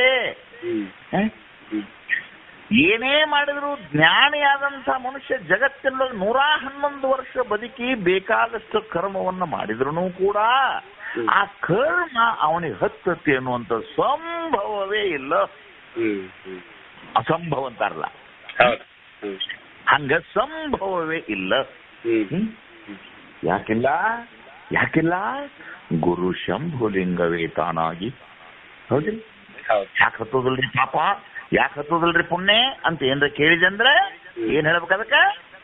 ಗುರು ಶಂಭುಲಿಂಗವೇ ತಾನಾಗಿ, ತಾನೇ ಪರಮಾತ್ಮರೂಪನಾಗಿ ನಿಂತಾಗ, ತಾನೇ ಗುರುಶಾಸ್ತ್ರಾದಿಗಳಿಂದ ಪರಮ ಜ್ಞಾನಿಯಾಗಿ ನಿಂತಾಗ, ಲೋಕದಲ್ಲಿ ನಿಮ್ಮ ಜನನಿಮಿತಿಗಾಗಿ ಅವನಿಗೆ ಹೇಳ್ತಿರಬಹುದು, ಲೋಕದಲ್ಲಿ ಅವಾಗ ಬರ್ತಾನೆ ಇರಬಹುದು, ಅಥವಾ ಲೋಕದಲ್ಲಿ ಅವ ಕರ್ಗ ನಿಮಗ್ ಮುಟ್ಟಿಸಿಕೊಳ್ಳಾರ್ದಂಗ ಅವನು ಇದ್ರೂ ಇರಬಹುದು. ಅವನು ಆದ್ರೆ ಅವ ಕರ್ಗ ಇರುವುದಾಗ್ಲಿ, ಅವ ಅಂತ್ಯಜನೋ ಕುಲಜನೋ, ಅವ ಉದ್ದನವೋ ಅವ ಗಿಡ್ಡನವೋ, ಅವ ಏನ್ತದಾಳೋ, ಏನು ಅವ ಸನ್ಯಾಸಿ ಆಗ್ಯಾನೋ, ಏನು ಕುಷ್ಠರೋಗ ಹತ್ತೈತೋ, ಏನು ಕ್ಯಾನ್ಸರ್ ಆಗಿ ಸತ್ತಾನೋ, ಇವು ಯಾವ ಜ್ಞಾನಿಗೆ ಸಂಬಂಧ ಇಲ್ಲ. ಯಾಕೆ ಸಂಬಂಧ ಇಲ್ಲ? ಅವನು ದೇಹಕ್ಕೆ ಅತೀತನಾಗಿದ್ದ. ಗಜನವೇ ಅದೇನ್ ಧರೆ ಮೊದಲಾಗಿ ಅಖಿಲ ಆವರಣಾತೀತನಾಗಿ ಋಣದರಿಂದ ಧರೆಯಲ್ಲಿ ನಡೆಯುವ ಕರ್ಮಗಳು ಅವ ಹೆಂಗ್ ಸಂಬಂಧಕ್ಕಪ್ಪ? ಉದಾಹರಣೆ ಏನು? ಬೆಂಗಳೂರಿನಾಗ ಕೂತಂತ ಮನೆ ಮಾಲಕಂದು ಊರಾನ್ ಮನೆಗೆ ಬೆಂಕಿ ಎತ್ತಿದ್ರು ಜಳ ಅವಂಗ ಹೆಂಗ್ ಹತ್ತುದಿಲ್ಲ ಹಂಗ ಮಾಲಕ್ ಇರ್ಬೋದು ಅವ್. ಆದ್ರೆ ಈ ಊರಿನೊಳಗೆ ಮನೆಗೆ ಹತ್ತಿದ ಬೆಂಕಿಯ ಜಳ ಆ ಬೆಂಗಳೂರಿನಾಗ ಕೂತಂತ ಹೆಂಗ್ ಹತ್ತುದಿಲ್ಲೋ ಹಂಗ ದೇಹಾದಿ ಪಂಚ ಮಹಾಭೂತಗಳನ್ನು ಹಿಡಿದುಕೊಂಡು ಅಜ್ಞಾನಾವರಣವನ್ನು ಕೂಡಿದಂಥ ಅನೇಕ ಸಪ್ತಾವರಣಗಳಿಂದ ಕೂಡಿದಂಥ ಈ ಲೋಕದಲ್ಲಿ ನಡೆಯುವ ಸಕಲ ಕರ್ಮಗಳು ನಡೆದ್ರೂ ಅವಾಗ ಅವು ಸಂಬಂಧ ಇಲ್ಲ ಅನ್ನುವಂಥ ಮಾತನ್ನ ಅಂದ್ರೆ ಏನ್ ತೋರಿಸಿದ್ರಿ? ಈ ಪದ್ಯದಿಂದ ಏನ್ ತೋರಿಸಿದ್ರು? ಪರಮಜ್ಞಾನಿಯು ಅವ ಇನ್ನೊಂದು ಹೆಂಡತಿ ಮಾಡಿಕೊಂಡು ಸಂಸಾರ ಮಾಡಿ 10 ಮಕ್ಕಳ ಹಡಿದ್ರೂ ಆ ಸಂಸಾರ ಅವನ ಸಂಬಂಧ ಇಲ್ಲ. ಏನಪ್ಪಾ ಸನ್ಯಾಸಿಯಾಗಿ ದಿನ ಯಜ್ಞ ಯಾಗಾದಿಗಳನ್ನು ಮಾಡಿ ರಾಘವೇಂದ್ರ ರಾಯರ್ ನಿಮ್ಮ ಎದುರುಗಡೆನೆ ರಾಘವೇಂದ್ರ ರಾಯರನ್ನು ದಿನನಿತ್ಯ ನೆನೆಸ್ರಿ. ರಾಘವೇಂದ್ರ ರಾಯರು ಅತ್ಯಂತ ಕಡು ಬಡತನದಲ್ಲಿ ನೀರು ಕುಡಿದು ಹೊಟ್ಟೆ ನೆಲಕ್ಕೆ ಹಚ್ಚಿ ಬೆಳಗಿಕೊಂಡಂತಹ ಪುಣ್ಯ ಪುರುಷ ರಾಘವೇಂದ್ರ ರಾಯರು ಇದ್ದಷ್ಟು ಮನೆ ಅಂತವ್ರ ಮನೆಗೆ ತುಡುಕಿ ಬರ್ಬೇಕಾದ್ರೆ ಎಂತವ್ರು ಬಂದಿರ್ಬೇಕು ತಮ್ಮ?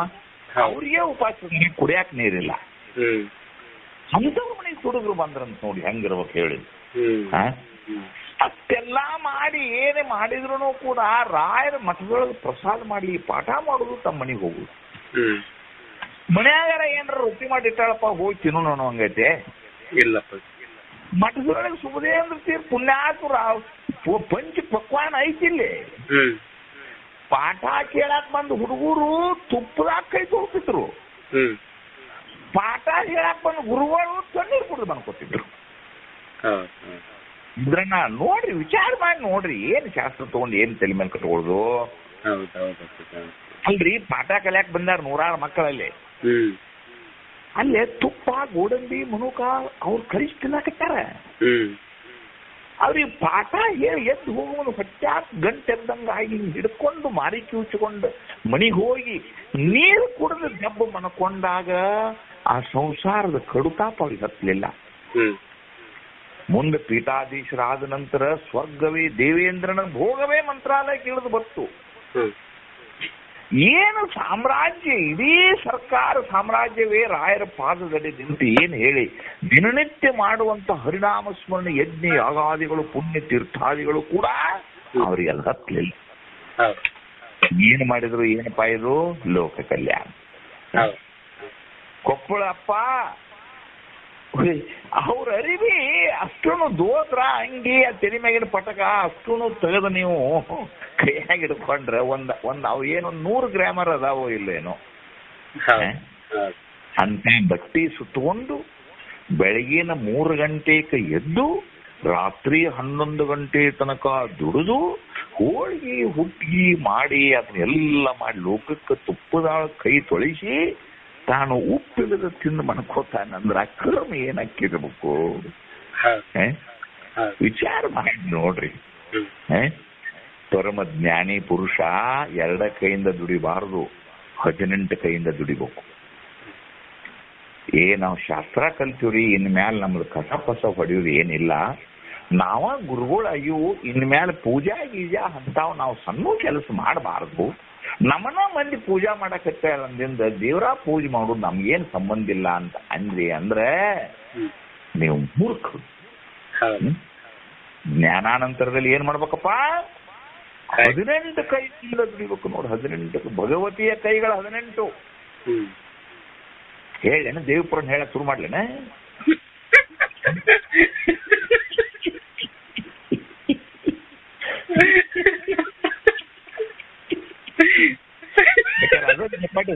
ಹೊತ್ತಿವ್ರಾಗ ಮುಗಿದಕತ್ತೆ.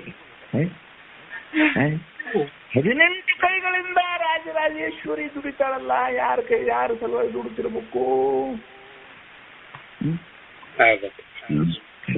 ಲೋಕ ಕಲ್ಯಾಣ. ಜ್ಞಾನಾನಂತರದಲ್ಲಿ ಹಗಲು ರಾತ್ರಿಗಳಿಲ್ಲ. ಜ್ಞಾನಾನಂತರದಲ್ಲಿ ತಿಥಿವಾರ ಯೋಗ ನಕ್ಷತ್ರ ಕರ್ಣ ಪಂಚಕ ರಾಹು ಕಾಲ ದೇಹ ಸುಡುಗಾಡು ಶಾಂತಿಲ್ಲ.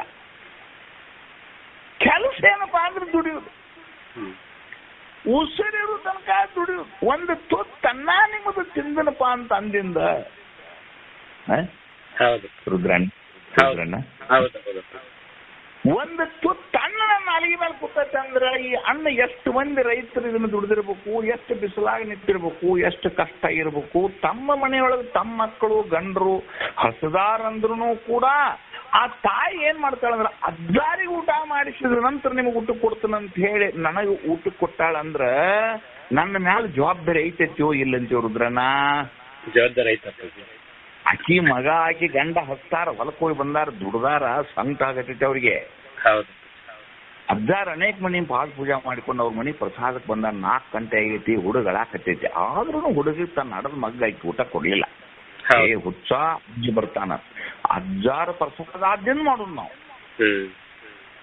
ಇಷ್ಟು ಜವಾಬ್ದಾರಿಯಿಂದ ಸಮಾಜ ನನಗೆ ಕೊಟ್ಟಂದ್ರೆ ಸಮಾಜದ ಋಣ ನಾ ತೀರ್ಸುನಂತೀವೋ ಬ್ಯಾಡಂತೀವೋ ಹೇಳ್ಬಿಡ್ ನನಗೆ. ನೀ ಮತ್ ಜ್ಞಾನ ಆಗೈತಲ್ಲ ಹೆಂಗ್ ಮಾಡೋರು? ಜ್ಞಾನ ಆದ ನಂತರ ಮತ್ತೆ ಏನು ಸುಮ್ಮ ಹಿಂಗ ಮಠದಾಗ ಹಿಂಗ ಗಿಡದ ಮುಂದೆ ಹಿಂಗ 2 ಕಾಲು ಮುಂದೆ ಇಟ್ಕೊಂಡು ಕುಂಡ್ರು ಪಾಡಲ್ಲ? ಇಲ್ಲ. ಜ್ಞಾನಾನಂತರದಲ್ಲಿ ಏನ್ ಮಾಡ್ಬೇಕು? ಹಗಲ್ ರಾತ್ರಿ ದುಡಿಬೇಕು. ಜ್ಞಾನಾನಂತರದಲ್ಲಿ ಏನ್ ಮಾಡ್ಬೇಕಪ್ಪ?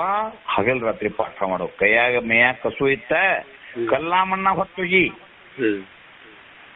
ನಿನ್ನ ತಲೆಯೊಳಗೆ ಜ್ಞಾನ ಇತ್ತ ಪಾಠ ಮಾಡ್ಬೇಕು. ನಿನಗೆ ಏನೂ ನೀಗದಂಗಿತ್ತ ಆ ಗುರು ಕ್ಷೇತ್ರವನ್ನ ದಂಡಿ ಹಿಡಿದ ನಿತ್ತ ಹಳಿ ನಾಯಿ ಹೆಂಗ್ ಕಾವ್ತಲ್ಲ ಹಂಗ್ ಕಾಕೋತ್ಕೊಂಡ್ರಿ. ಏನೂ ಆಗ್ಲಿಲ್ಲ, ರೋಗಿಯಾಗಿ ನೆಲಕ್ ಮಣಗಿದ್ಯಾ, ಸಂಕಲ್ಪ ಒಳ್ಳೆ ಸಂಕಲ್ಪ. ಸರ್ವೇ ಜನಾ ಸುಖಿನೋ ಭವಂತು. ಇಷ್ಟ ಮಾಡಕ್ಕೆ ಏನ್ರ ಕಸು ಬೇಕೇನ್ ನಿನಗ? ಇಲ್ಲ. ನಿನಗೆ ಈ ರೀತಿಯಾಗಿ ಬದುಕುವುದರಿಂದ ನಿನ್ನ ಬದುಕು ಪಾಪ. ಇದರಿಂದ ಪುಣ್ಯ ಪಾಪ ಕರ್ಮಗಳು ನಿನಗಿಲ್ಲ. ನಿಮಗ ಟೈಮ್ ಆಕೈತಿಪ್ಪ, ನಿಮಗ ಅಂಜಿ ಬಿಟ್ಟು ಬಿಡ್ತನ್ನ.